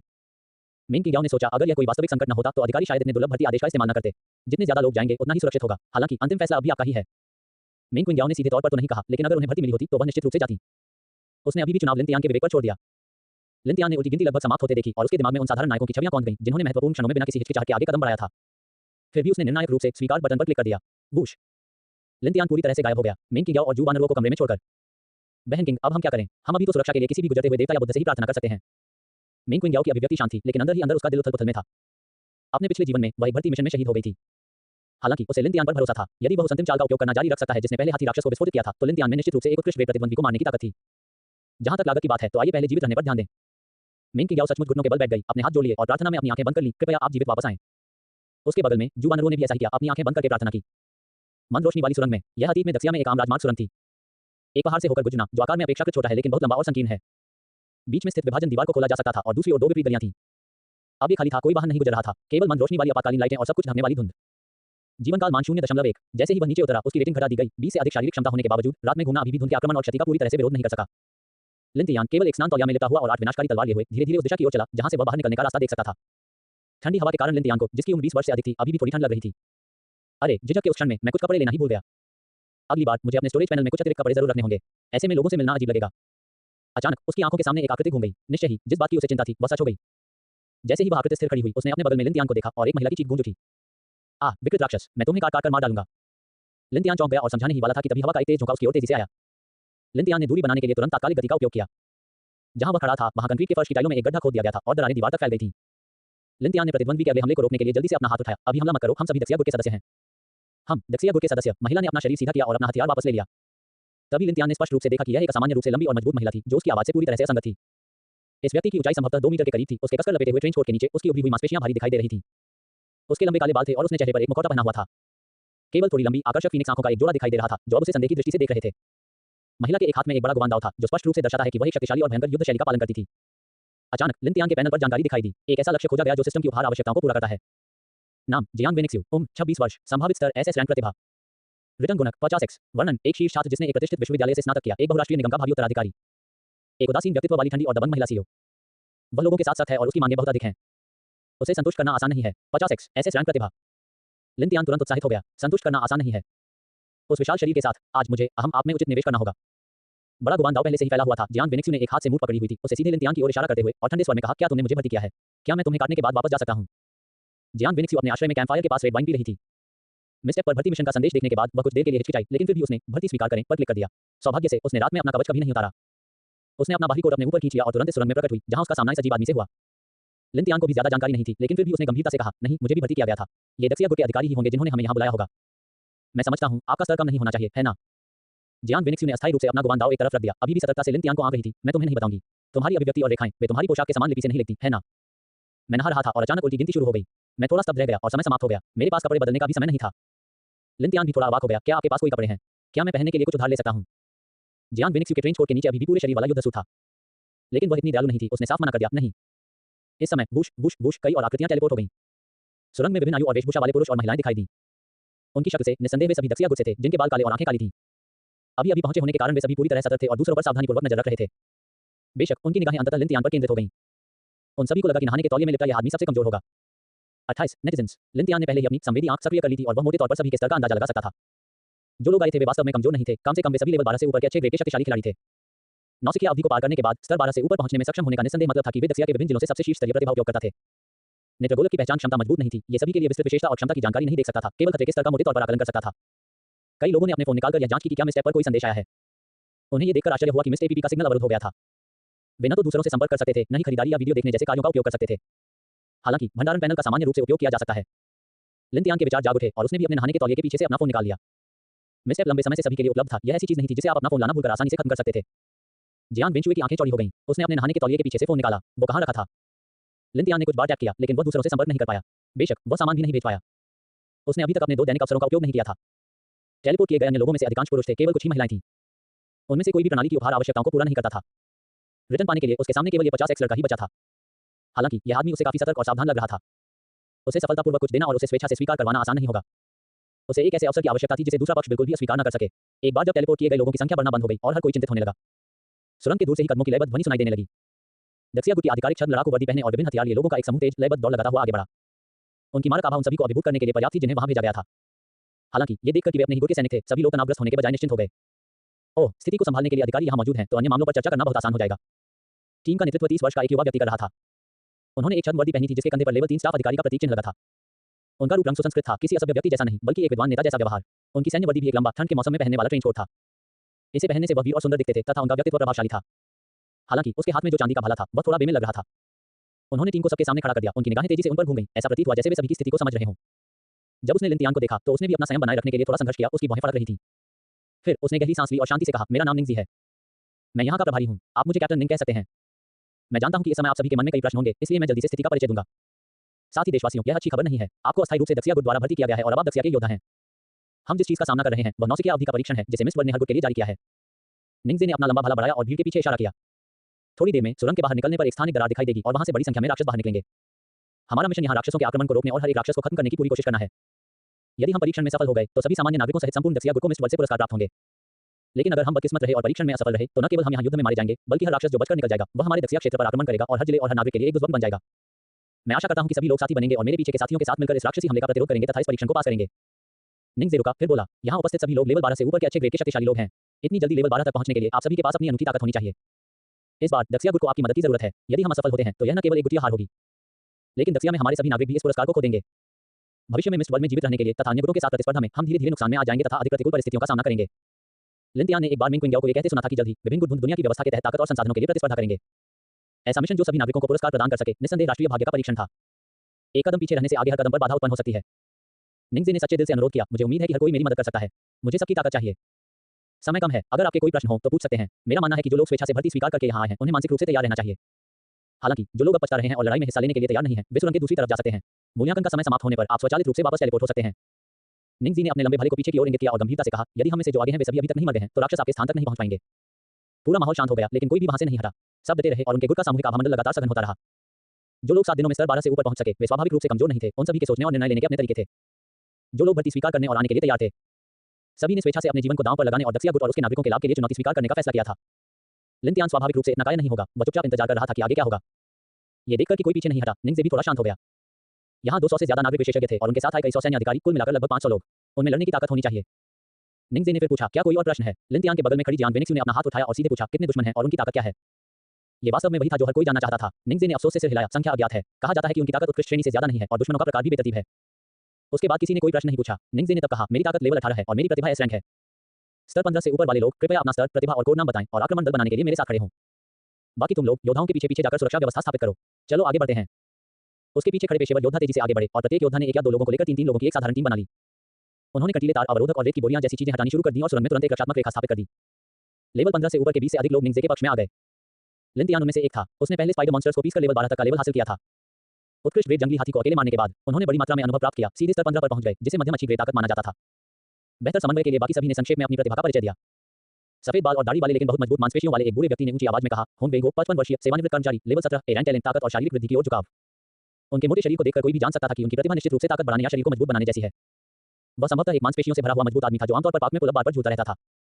झायों वाली, दुबली पतली काठी वाली और हल्के लाल बालों वाली एक अन्य महिला ने कहा, चेंज इन होम, स्तर 16, ए रैंक, प्रतिभा अग्नि तत्व ऊर्जा हेरफेर में विशेषज्ञता। ये सुनते ही निंगजी की आंखें चमक उठीं और उन्होंने बीच में कहा, मेरी प्रतिभा इस श्रेणी का 9 सर्प जल अग्नि गहन शरीर है, जो अग्नि तत्व ऊर्जा को अवशोषित कर सकता है और फिर जल तत्व हमलों को मुक्त करने के लिए इसे बढ़ा सकता है। जिनहोन, बाद में अपने कौशल से मुझे जोर से मारने की कोशिश करो, पीछे मत हटना। ठीक है कैप्टन निंग। चेंज जिनहोन ने थोड़ी शर्माते हुए सिर हिलाया। उसकी उम्र को देखते हुए वह शायद अभी हाई स्कूल में थी, बस बच्ची ही थी, फिर भी उसे युद्ध के मैदान में जाकर राक्षसों का सीधा सामना करना था। जब जियांग वेनिक्सू की बारी आई तो उसने बहुत संक्षेप में कहा, क्वांटम मेडिन, लेवल 16, एसएस रैंक टैलेंट। एक युवा महिला सीईओ के रूप में जिन्होंने एक अंतर्राष्ट्रीय स्तर की बड़ी कंपनी का कार्यभार संभाला, अपनी सुंदर उपस्थिति के साथ वह ऑनलाइन काफी प्रसिद्ध थी और हमेशा कुछ अमीर युवा स्वामी उसके पीछे पड़ने के बारे में अफवाहें उड़ाते रहते थे। इससे जियांग वेनिक्सू को अपना असली नाम बताने में बहुत घृणा हुई। आसपास के लोगों को जब पता चला कि यह एसएस रैंक की प्रतिभा है तो वे थोड़ा हैरान हो गए, लेकिन जियांग वेनिक्सू ने आगे कोई स्पष्टीकरण देने का इरादा नहीं किया। क्वांटम युवती। लिन तियान अपनी भौहें चढ़ाए बिना नहीं रह सका। क्या ये कोई संयोग नहीं हो सकता?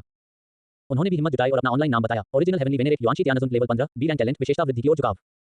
बाकी लोग और भी ज्यादा भौचक्के रह गए। तुम एक बी रैंक टैलेंट, मुश्किल से लेवल 15 तक पहुंचना एक बात है, लेकिन क्या आप खुद को मूल स्वर्गीय आदरणीय युआनशी तियानजुन कहने का साहस करते हैं? इस दुनिया में दक्षिया में भी ऐसे ही मिथक और किंवदंतियां थीं। मूल स्वर्गीय पूज्य युआनशी तियानजुन एक उच्च स्तरीय ऋषि थे। आम लोग खुद को इतनी सहजता से ऐसा कहने की हिम्मत नहीं करते।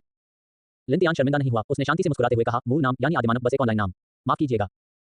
बोलने के बाद उसने जियांग वेनिक्सू की ओर देखा और निश्चित रूप से उसने पाया कि वह भी अपनी आंखें सिकोड़ रही थी। उसकी निगाहें कुछ अजीब थी क्योंकि वह उसे परख रही थी। लिन तियान मुस्कुराए और उसकी तरफ से हिलाया। जियांग वेनिक्सू ने अपने होंठ सिकोड़े और तिरस्कार भरी आवाज में कहा, छी। ठीक है, इस संकेत का मतलब है कि वे जुड़ गए हैं। जियांग वेनिक्सू के चेहरे पर कोई भाव नहीं था, लेकिन उसने मन ही मन कहा, ये वही है। क्या संयोग है। सच कहूं तो जियांग वेनेक्सी को थोड़ी शर्मिंदगी महसूस हुई। वह चैट ग्रुप एक ऐसा ग्रुप था जिसमें वह एक गुप्त पहचान के साथ शामिल हुई थी। पहले दबाव और भावनाओं को बाहर निकालने के लिए वह कभी-कभी ग्रुप में अपनी हाई स्टॉकिंग और कॉस्प्ले वाली तस्वीरें पोस्ट करती थी, जिससे ग्रुप के ओटाकू की ओर से कई तरह की उत्साहित प्रतिक्रियाएं मिलती थी। इसे एक प्रकार का कल्याणकारी कार्य माना गया। उसने कभी नहीं सोचा था कि वह उसी समूह के किसी ऑनलाइन मित्र से व्यक्तिगत रूप से यहां मिल पाएगी। यह एक प्रकार से सामाजिक मृत्यु है। अच्छी बात यह है कि उसने मास्क पहना हुआ था। वह जल्दी से ये सब कर लेती और वापस आकर समूह छोड़ देती। निंगजे ने भी लिन तियांग की स्नान वस्त्र पोशाक देखकर थोड़ा भौहें चढ़ाई। क्या एक बी रैंक प्रतिभा इतनी जल्दी स्तर 15 तक पहुंच सकती है? क्या ये विशेष रूप से युद्ध के लिए उपयुक्त प्रकार हो सकता है? निंगजे ने लिन तियांग को हवा से बचाने के लिए अपना ट्रेंच कोट उतारने के बारे में सोचा, लेकिन फिर उसकी आंखें सिकुड़ गईं और उसने दोबारा सोचा, सैन्य वर्दी यूं ही नहीं दी जा सकती। इसके अलावा क्या होगा यदि यह उनकी व्यक्तिगत लड़ाई शैली हो या कोई विशेष प्रतिभा? वह जितना कम पहनता था, उसकी युद्ध शक्ति उतनी ही अधिक होती थी। युद्ध के दौरान अपने कपड़े फटना। 29 मॉन्स्टर टाइड। इस समय आगे की साधारण सड़क पहले ही खड़ी कर दी गई थी। निंगजे ने सभी प्रकार की अजीब कल्पनाओं को तुरंत दूर कर दिया और चेंज इन्हों को लेवल 15 से ऊपर के एक दर्जन या उससे अधिक अन्य मजबूत व्यक्तियों के साथ सुरंग के दूसरी ओर सुरक्षा स्थापित करने का निर्देश दिया। दो तरफा सुरंग का मतलब था दो समानांतर मार्ग। राक्षस दूसरी ओर से भी आक्रमण करेंगे, लेकिन वे सभी एक ही दिशा से आएंगे, इसलिए आगे और पीछे से हमला होने का कोई खतरा नहीं होगा। हॉन वेंगो, लिन तियांग, जियांग वेनेक्सी और कई अन्य स्तर 15 के मजबूत व्यक्तियों को कप्तान झाओ ताई के साथ रक्षा में सहायता करने के लिए इस तरफ रहने के लिए नियुक्त किया गया था। कुछ ही क्षण बाद पूरे मार्ग का तापमान अचानक गिर गया और उनके मुंह से सफेद धुंध निकलती हुई दिखाई देने लगी। लिन तियांग अवाक रह गया। ठंड थी, इसलिए वह केवल अपने भंडारण पैनल से माउजी निकाल सकता था और ठंड से बचने के लिए कुछ ढूंढ ले सकता था। गलियारे के प्रवेश द्वार पर थोड़ी ही दूरी पर धूसर सफेद धुंध लगातार घनी होती जा रही थी, जिसने रात के अंधेरे को लगभग पूरी तरह से भर दिया था। इतने सारे मजबूत व्यक्तियों के एक साथ खड़े होने और अज्ञात शत्रुओं का सामना करने के बावजूद उन्हें अभी भी भीड़ में ठंडक महसूस हो रही थी। सभी पेशेवर योद्धा अग्रिम पंक्ति में खड़े थे। उनके सामने कई मीटर लंबे कांटेदार तार, अवरोधक और स्पाइक बोर्ड घनी तरह से लगे हुए थे। हालांकि कोई नहीं जानता था कि दुश्मन को रोकने में ये कितने प्रभावी होंगे। हॉन वेंगो तरबूज के आकार के दो तांबे के हथौड़े पकड़े हुए युद्ध रेखा के सबसे आगे खड़े थे, दुश्मन के सबसे शक्तिशाली हमले का सामना करने के लिए तैयार। लिन तियांग और जियांग वेनेक्सी रक्षा पंक्ति के दाईं ओर खड़े थे।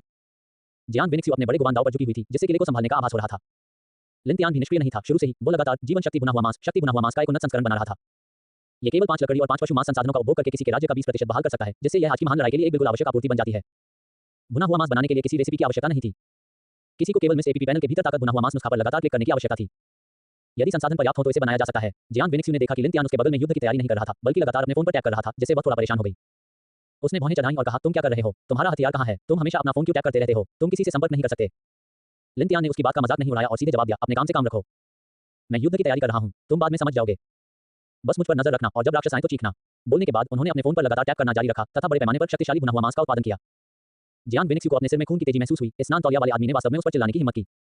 इससे पहले किसी ने भी उससे इस तरह बात करने की हिम्मत नहीं की थी। यहाँ तक कि प्राधिकारियों के कुछ नेता भी उनसे मिलते समय विनम्र रहते थे। कंपनी के कर्मचारियों की तो बात ही छोड़िए, उनमें से हर एक उस पर लट्टू था और अपनी दुम दबाकर मुस्कुराते हुए दिखा रहा था। यदि वह थोड़ी भी अच्छी मनोदशा दिखाती तो ये लोग, यदि उनके पास पूंछ होती, तो निश्चित रूप से उसे हेलीकॉप्टर के प्रोपेलर की तरह हिलाते। उसके सामने वाले लड़के के विपरीत, जिसने ग्रुप चैट में कई बार उसके संदेशों को नजरअंदाज किया था। बस क्रोधित करने वाला, बाद में राक्षसों को उसे खाने दो। इसी समय सुरंग के प्रवेश द्वार पर घने कोहरे से सरसराहट की आवाज आई और सुरंग में दुर्गंध की लहरें उठने लगी। यहाँ तक कि पेशेवर योद्धा भी अपने हथियार पकड़े हुए थे। उनकी हथेलियां पसीने से तर थीं। वे यहाँ हैं। लिन तियांग ने अपनी संवेदनशील आंखों से देखा और उसने जो देखा वह हल्के लाल विस्मयादिबोधक चिन्हों का एक समुद्र था, साथ ही कुछ राक्षस पैनल डेटा भी था। शुक्र है, अधिकांश केवल स्तर 6 के थे। लिन तियांग ने अपना फोन वापस रखा, अपना क्रॉसबो निकाला और चेतावनी दी, ये यहाँ हैं, सैकड़ों की संख्या में, लेकिन सब सिर्फ लेवल 6 के हैं। सब लोग सावधान रहें। जैसे ही उसने ये कहा, सुअर जैसे छोटे-छोटे जानवरों का झुंड दौड़ता हुआ अंदर आ गया। राक्षस का नाम सुअर चेहरे वाला बांस चूहा, स्तर 6। विवरण: एक उत्परिवर्तित चूहे की प्रजाति। इसकी आक्रमण शक्ति ज्यादा नहीं होती, लेकिन इसका आकार इसे टक्कर मारने की क्षमता देता है।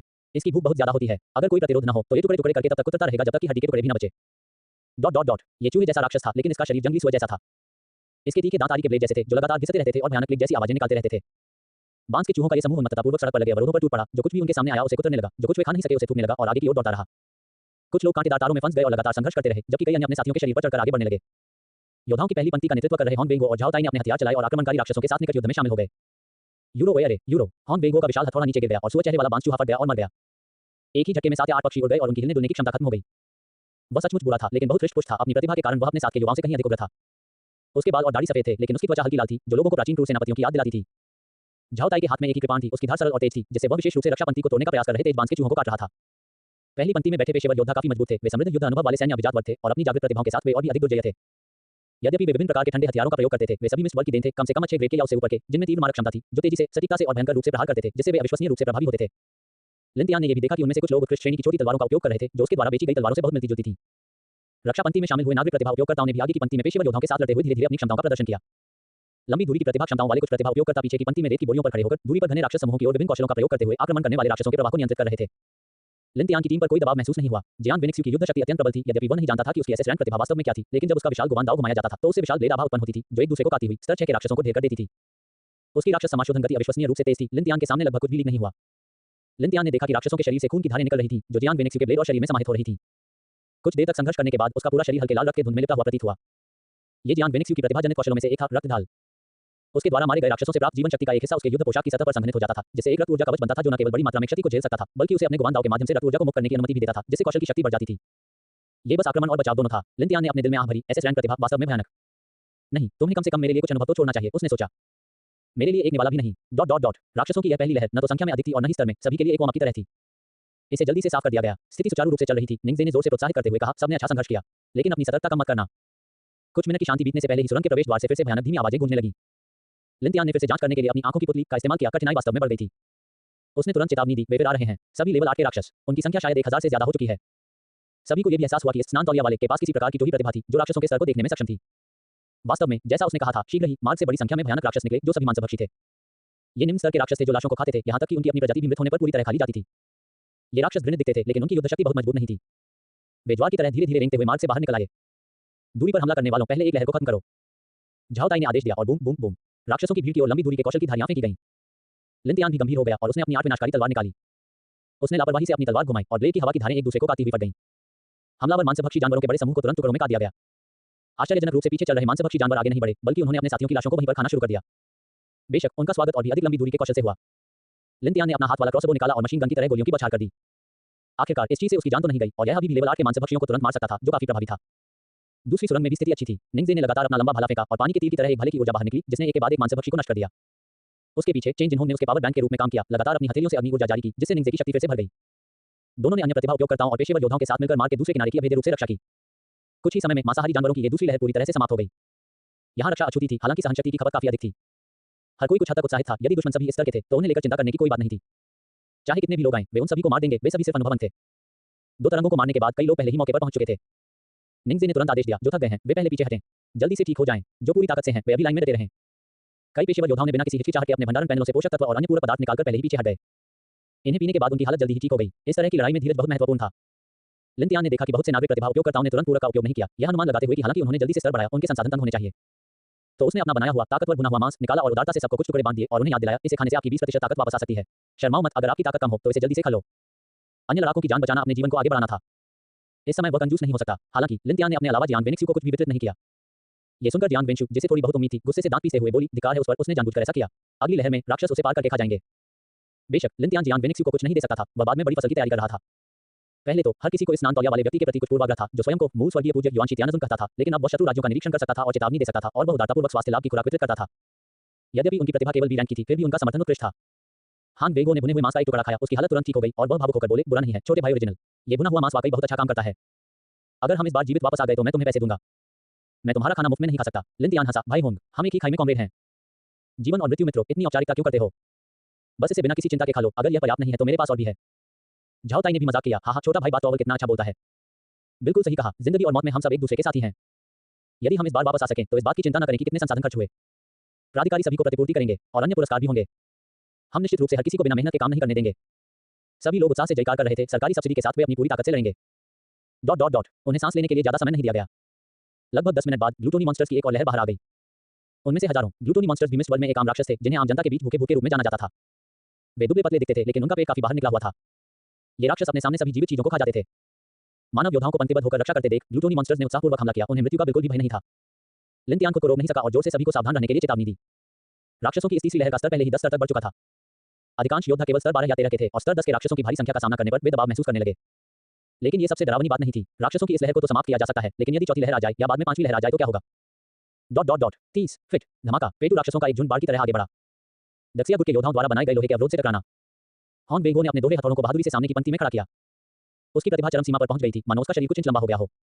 उसकी मांसपेशियां उभरी हुई थी, उसका चेहरा गुस्से से भरा हुआ था और वह किसी राक्षस देवता जैसा लग रहा था। वह राक्षसों की भीड़ पर टूट पड़ा और उन्हें तरबूजों की तरह कुचल दिया। एक सहज झटके से कई राक्षस फट जाएंगे और बिखर जाएंगे। झाओ ताई और कई योद्धा हॉर्न वेगो के बाएं और दाएं करीब से चल रहे थे और संभावित खतरों से निपटने में उनकी मदद कर रहे थे।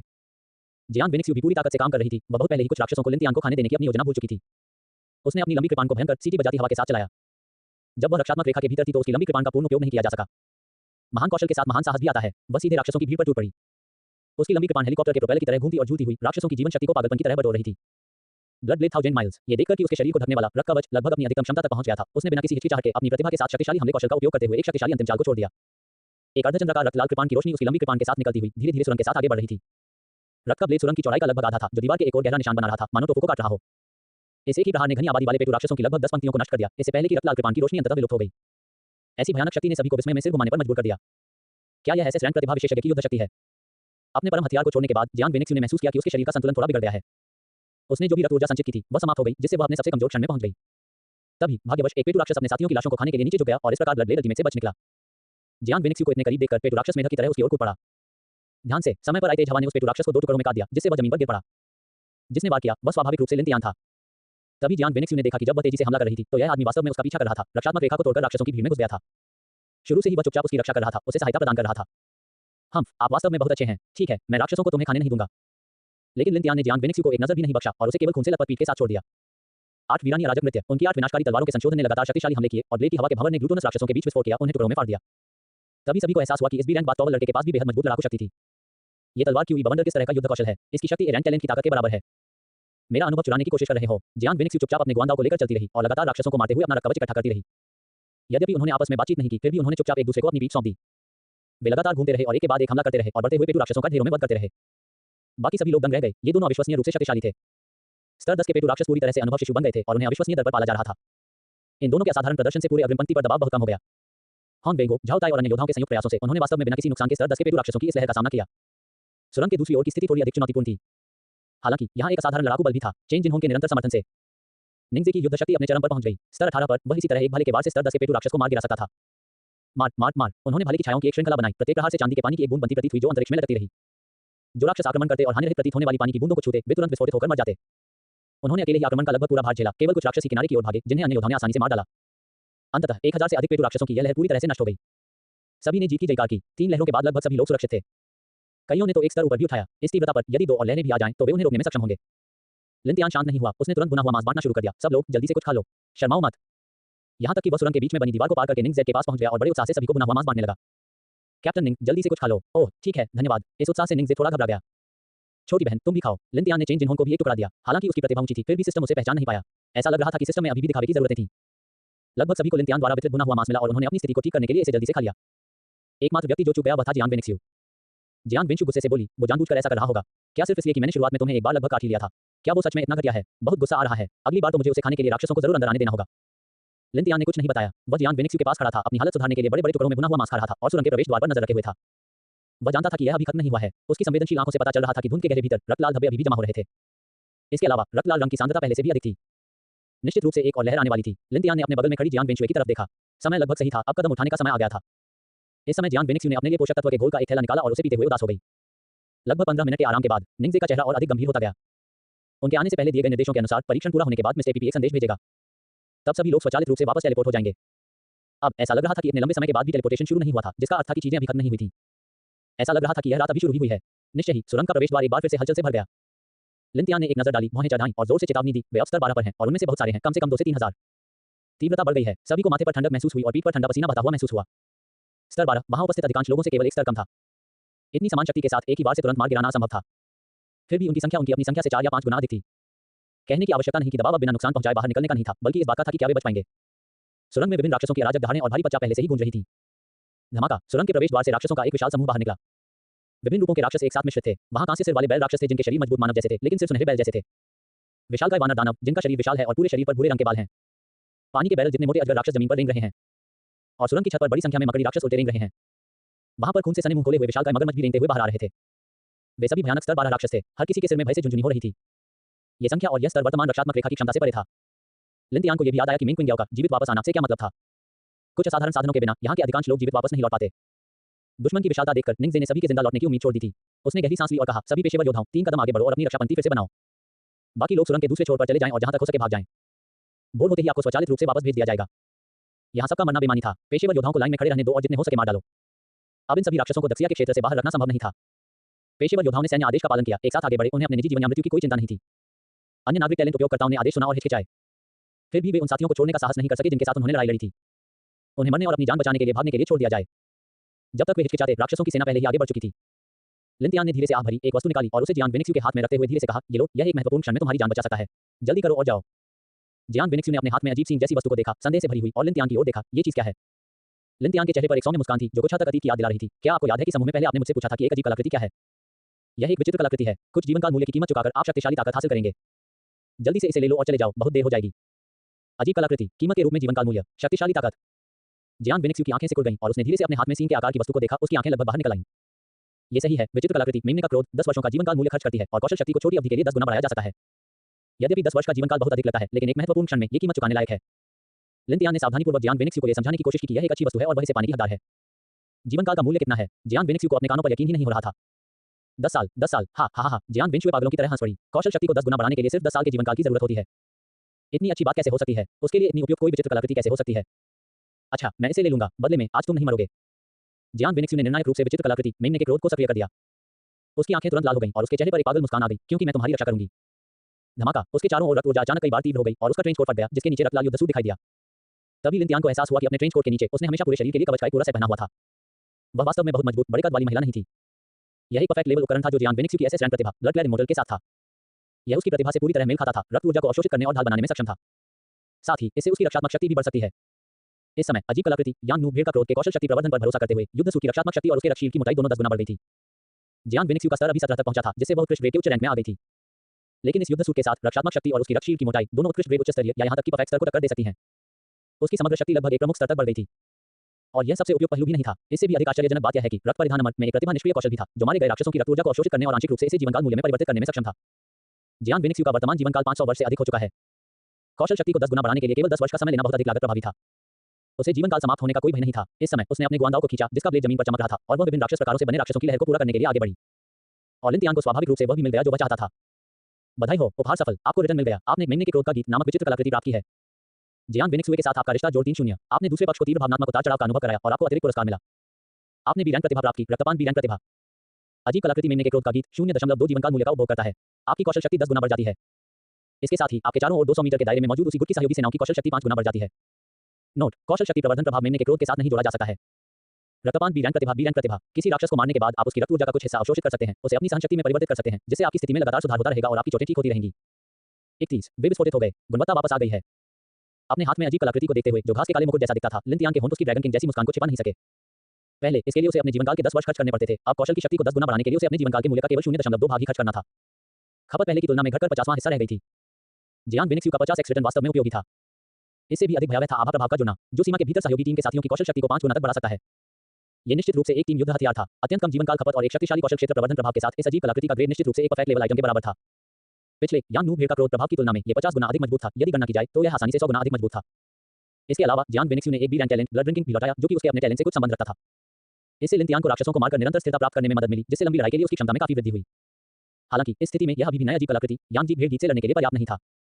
अपनी क्षमता से 10 गुना अधिक क्षमता वाले कौशल का प्रयोग करने में उसकी अपनी बहुत अधिक ऊर्जा खर्च होती थी तथा उसकी सहनशक्ति आसानी से समाप्त हो जाती थी। इसके लिए लिन तियान ने एक बार फिर एक और खजाना निकाला। जब उन्होंने ग्रेमिस सैवेज एलिफेंट द्वारा गिराए गए स्वर्ण खजाने का संदूक खोला, तो उसमें बहादुर बैच उत्कृष्ट श्रेणी की वस्तु के अलावा एक और दुर्लभ श्रेणी की वस्तु भी गिरी, सैवेज एलिफेंट रून। यूरो सैवेज एलिफेंट रून दुर्लभ ग्रेड सक्रियण के बाद एक निश्चित अवधि के भीतर ये प्राचीन सैवेज एलिफेंट रक्तरेखा से विरासत में मिली शक्ति को उन्मुक्त कर सकता है। संविधान विशेषता 3 गुना बढ़ जाती है, शक्ति विशेषता 2 गुना बढ़ जाती है। शरीर का आकार 30% तक बढ़ जाता है। उसकी शारीरिक बनावट और ताकत दोनों बढ़ जाती है, यहाँ तक कि उसके शरीर का आकार भी एक साइज बढ़ जाता है। मुख्य बात यह है कि इस वस्तु को उपभोग करने के लिए जीवनकाल की आवश्यकता नहीं होती है, इसका सीधे उपयोग किया जा सकता है, जो कि अजीब कलाकृतियों की तुलना में अधिक विचारशील है। इससे पहले जब जियांग वेनिक्सयू को बदले में इनाम पाने के लिए क्या देना है, ये तय करते समय लिन तियान ने भी हिचकिचाहट की थी कि जंगली हाथी रून या अजीब कलाकृति यांग नू भीड़ का क्रोध चुनना है, लेकिन अंत में ऐसा लगा कि उसने सही विकल्प चुना है। जियांग वेनिक्सयू यांग नू भीड़ का क्रोध से बेहद संतुष्ट थी। इस समय राक्षस गिरोह पहले से ही रक्षा पंक्ति के सामने पहुंच गया था और दोनों पक्षों में जमकर झड़प हुई। जियांग वेनिक्सयू ने 10 गुना कौशल शक्ति के साथ यांग नू भीड़ का क्रोध को सक्रिय किया और राक्षसों की भीड़ पर हमला कर दिया और उन्हें पागलों की तरह मार डाला। वह एक निर्जन भूमि में प्रवेश करने के समान थी, जैसे ही उसका लंबा ब्लेड नाचता था और रक्त चंद्रमा लगातार चमकते थे, राक्षसों का एक समूह काट दिया जाता था। अनगिनत रक्तरेखाएं उसके बख्तर बंद युद्ध सूट में विलीन हो गईं। उसकी रक्तधार तेजी से जमा हो गई, वह किसी भी क्षति से पूरी तरह निडर थी।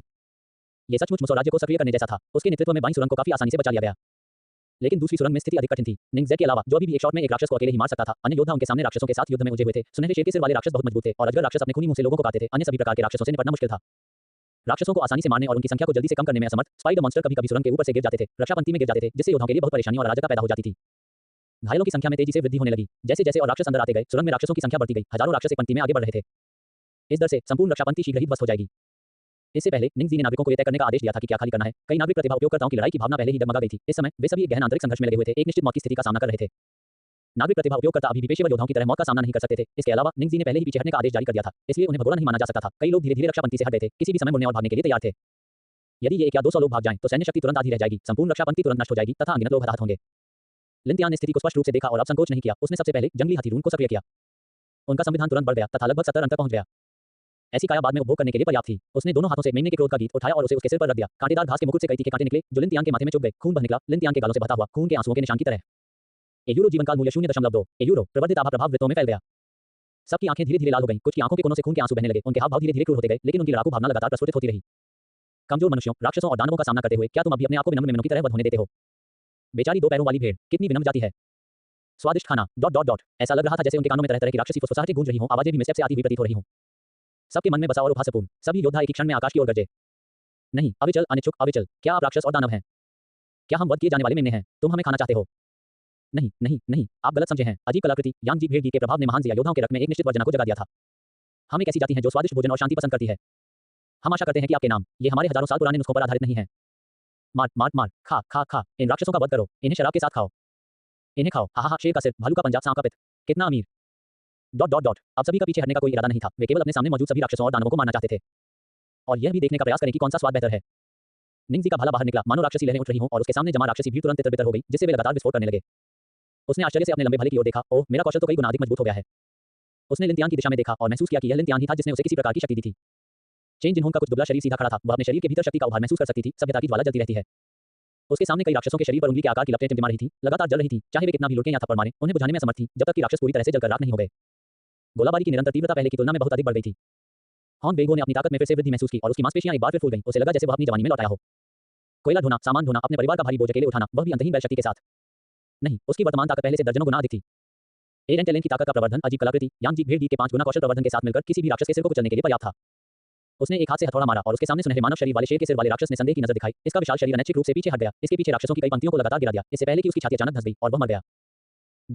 सभी ने पाया कि उनकी कौशल शक्ति बहुत बढ़ गई थी। हर कोई महसूस कर सकता था कि इस शक्ति का स्रोत उनके पीछे लिनतियान से आया, उसके सिर पर पहने हुए अजीब कांटों का ताज से। क्या ये कोई प्रतिभा थी या किसी खजाने की शक्ति? लेकिन अब इतना सोचने की कोई जरूरत नहीं थी।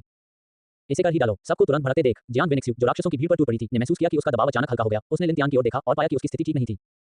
उसे जल्दी ही एहसास हो गया कि लिनतियान ने उसे यांग भेड़ का क्रोध दिया था, क्योंकि उसके हाथ में एक और भी अधिक भयानक अजीब कलाकृति थी। यांग भेड़ का क्रोध ने एक व्यक्ति की कौशल शक्ति को 10 गुना बढ़ा दिया, जिसके लिए पहले से ही 10 वर्षों के जीवनकाल की खपत की आवश्यकता थी। इसलिए लिनतियान के समूह प्रवर्धन प्रभाव के लिए कितने जीवनकाल मूल्य की आवश्यकता होगी? 20 साल, 30 साल। जियान वेनिक्स का दिल पछतावे से भर गया, खुद से बहुत घमंडी होने के लिए नफरत करने लगी। उसे लिनतियान को अपनी क्षमताओं के बारे में पहले ही सच बता देना चाहिए था। उसके पास अभी भी कई 100 साल का जीवनकाल था। इस समूह प्रवर्धन अजीब कलाकृति की लागत को वहन करने वाला वह व्यक्ति होना चाहिए था। पर अब वह अपना जीवन बलिदान तो नहीं कर देता, है ना? उसने मूल रूप से कहा था कि वह लिनतियान की रक्षा करेगी और उसे जीवित रहने देगी। अब ऐसा लग रहा था कि यह पूरी तरह से उसका एक तरफा अहंकार और दम था। लिनतियान की खुद को बलिदान करने और सभी को बचाने के लिए अपने जीवनकाल का उपभोग करने की तत्परता की तुलना में वह बहुत तुच्छ थी। अगर लिनतियान ने समय जियान वेनिक्स के विचारों को सुन पाता तो वह शायद मौके पर ही सुअर की तरह हंस पड़ता। कैसी सजीव कल्पना है! वास्तव में कौन सोच सकता था कि इतनी शक्तिशाली विचित्र कलाकृति केवल 0.2 वर्ष का जीवनकाल ही लेगी। यदि जियान वेनिक्स की 50 गुना वापसी नहीं होती तो उसी प्रभाव वाली एक अजीब कलाकृति को शायद एक बार में 50 वर्षों के जीवनकाल का त्याग करना पड़ता। लिनतियान 8 विनाशकारी तलवार संशोधन को पकड़े हुए बहुत लंबा हो गया था, शायद 2 मीटर से अधिक, एक छोटे विशालकाय की तरह लड़ाई में शामिल हो रहा था। 10 गुना प्रवर्धन, 8 उजाड़ अराजक नृत्य, एक विशाल तलवार जैसा बवंडर राक्षसों की भीड़ में घूम रहा था, जिसने भी इसे छुआ वह या तो मर गया या घायल हो गया। लिनतियान के कौशल और भयानक युद्ध शक्ति को देखकर हर कोई बहुत उत्साहित था। जैसा कि महान विशेषज्ञ युआन शी से उम्मीद की जाती है, वह बहुत मजबूत है। जब उन्होंने शुरू में कहा कि उनमें वीरैन की प्रतिभा है, तो वे शायद सभी के साथ मजाक कर रहे होंगे। महान विशेषज्ञ युआन शी बहुत शरारती थे, उसने अपनी असली ताकत बहुत अच्छी तरह छुपा ली। वास्तव में उसके पास समूह प्रवर्धन की यह युक्ति थी तथा उसकी अपनी कौशल शक्ति तो और भी अधिक प्रबल थी। इस लहर में उनकी जीत निश्चित थी। 500 कुलीन प्रतिभा उपयोगकर्ताओं के विस्फोट के तहत हजारों स्तर 12 राक्षस, सभी सामान्य कौशल अंतिम चाल बन गए। जियान वेनिक्स और लिनतियान का उल्लेख नहीं करना चाहिए, जिनके पास 10 गुना प्रवर्धन था, और निंगजी, चेन जिनहोंग और हॉन वेंगो जैसे शीर्ष प्रतिभा उपयोगकर्ताओं के विस्फोट। अन्य योद्धाओं ने प्रत्येक के 2 राउंड अंतिम चालें फेंक दी। राक्षस भीड़ के बीच विभिन्न विस्फोटक प्रभाव विस्फोट हुए। 3000 राक्षस वास्तव में मारने के लिए पर्याप्त नहीं थे। गणना करने पर प्रत्येक व्यक्ति ने औसतन केवल 5 स्तर 12 राक्षसों को मारा और अनुभव 20 स्तर ऊपर करने के लिए पर्याप्त नहीं थे। 32 वो मर सकता है। लिनतियान के मेमने के क्रोध के गीत के साथ ये कहा जा सकता है कि दक्षिया गुट के सभी योद्धाओं ने अपने धोखाकोड सक्रिय कर लिए हैं। पूरी सुरंग लाशों का पहाड़ और खून का समुद्र बन गई थी। हर जगह विभिन्न राक्षसों के अवशेष बिखरे पड़े थे, जो फेंके गए तरबूजों के कब्रिस्तान के समान थे। सौभाग्यवश अच्छे दर्जे के राक्षस मृत्यु के बाद शीघ्र ही विलुप्त हो जाते थे, इसलिए यह विभत्स दृश्य अधिक समय तक नहीं चला। सुरंग धीरे धीरे एकदम नई जैसी साफ हो गई, मानो अभी जो युद्ध हुआ था वह कभी हुआ ही न हो। राक्षसों को मारने वाले योद्धाओं को न केवल अनुभव प्राप्त हुआ, बल्कि कई अच्छे ग्रेड संसाधन भी प्राप्त हुए। जैसे जैसे समय बीता गया, यांग भेड़ का प्रवर्धन प्रभाव धीरे धीरे फीका पड़ गया। 5 गुना प्रवर्धन कौशल का उपयोग करने वाले अधिकांश लोगों के शरीर पर अत्यधिक दबाव पड़ा और नकारात्मक प्रतिक्रिया प्रकट होने लगी तथा उनके सिर में चक्कर आने लगा, मानो उन्हें किसी पावर ड्रिल से हिलाया गया हो। सभी लोग जल्दी से आराम करने के लिए बैठ गए और अपनी स्थिति में शीघ्र सुधार लाने के लिए विभिन्न पूरक आहार लेने लगे। निंगजे, हॉन वेंगो और जियान वेनिक्स शक्तिशाली शरीर वाले इन शीर्ष जागृत व्यक्तियों को ज्यादा समस्या नहीं हुई। उनके पास रैंक, एस रैंक और उससे ऊपर की प्रतिभाएं थीं और विकास के प्रत्येक स्तर से प्राप्त विशेषताएं स्वाभाविक रूप से दूसरों की तुलना में अधिक थीं। उनका स्तर भी अच्छे ग्रेड के उच्च स्तर तक बढ़ गया था और उनकी व्यक्तिगत शारीरिक विशेषताएं पहले ही 100 से अधिक हो गई थीं। उपभोग का ये स्तर उनके लिए कुछ भी नहीं था। लिनतियान सही मायनों में शीर्ष स्तरीय जागृत व्यक्ति नहीं था, प्रति स्तर उसकी विशेषता वृद्धि सामान्य लोगों की तुलना में थोड़ी ही अधिक थी। इससे पहले जंगली हाथी रून के अस्थायी प्रवर्धन पर निर्भर करते हुए उनकी काया मुश्किल से 70 अंक तक बढ़ी थी।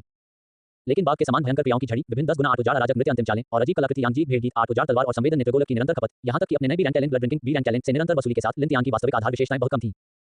जैसे ही जंगली हाथी के प्रभाव का असर खत्म हुआ, वह थोड़ा अभिभूत महसूस करने लगा, लगभग थकावट से गिर पड़ा। लिनतियान सुरंग की दीवार के सहारे झुक गया, धीरे से बैठ गया और ताकत से बुना हुआ मांस निकाला। उसे कठिनाई से कुतर रहा था, उसके हाथ बेकाबू होकर काम रहे थे। यूरो, ओए मुझे तुम्हें खाना खिलाने दो। उसके बगल में जियान वेनिक्स ने नीचे बैठकर लिनतियान का हाथ थामा और उसे थोड़ा थोड़ा करके बुना हुआ मांस खिलाया। उसका हृदय आत्मग्लानि से भर गया। यदि इस लड़ाई के बाद लिन तियान का जीवन काल समाप्त हो गया तो वह शायद खुद को माफ नहीं कर पाएगी। इस समय लिन तियान के कंधों पर एक सैन्य ओवरकोट लपेटा हुआ था।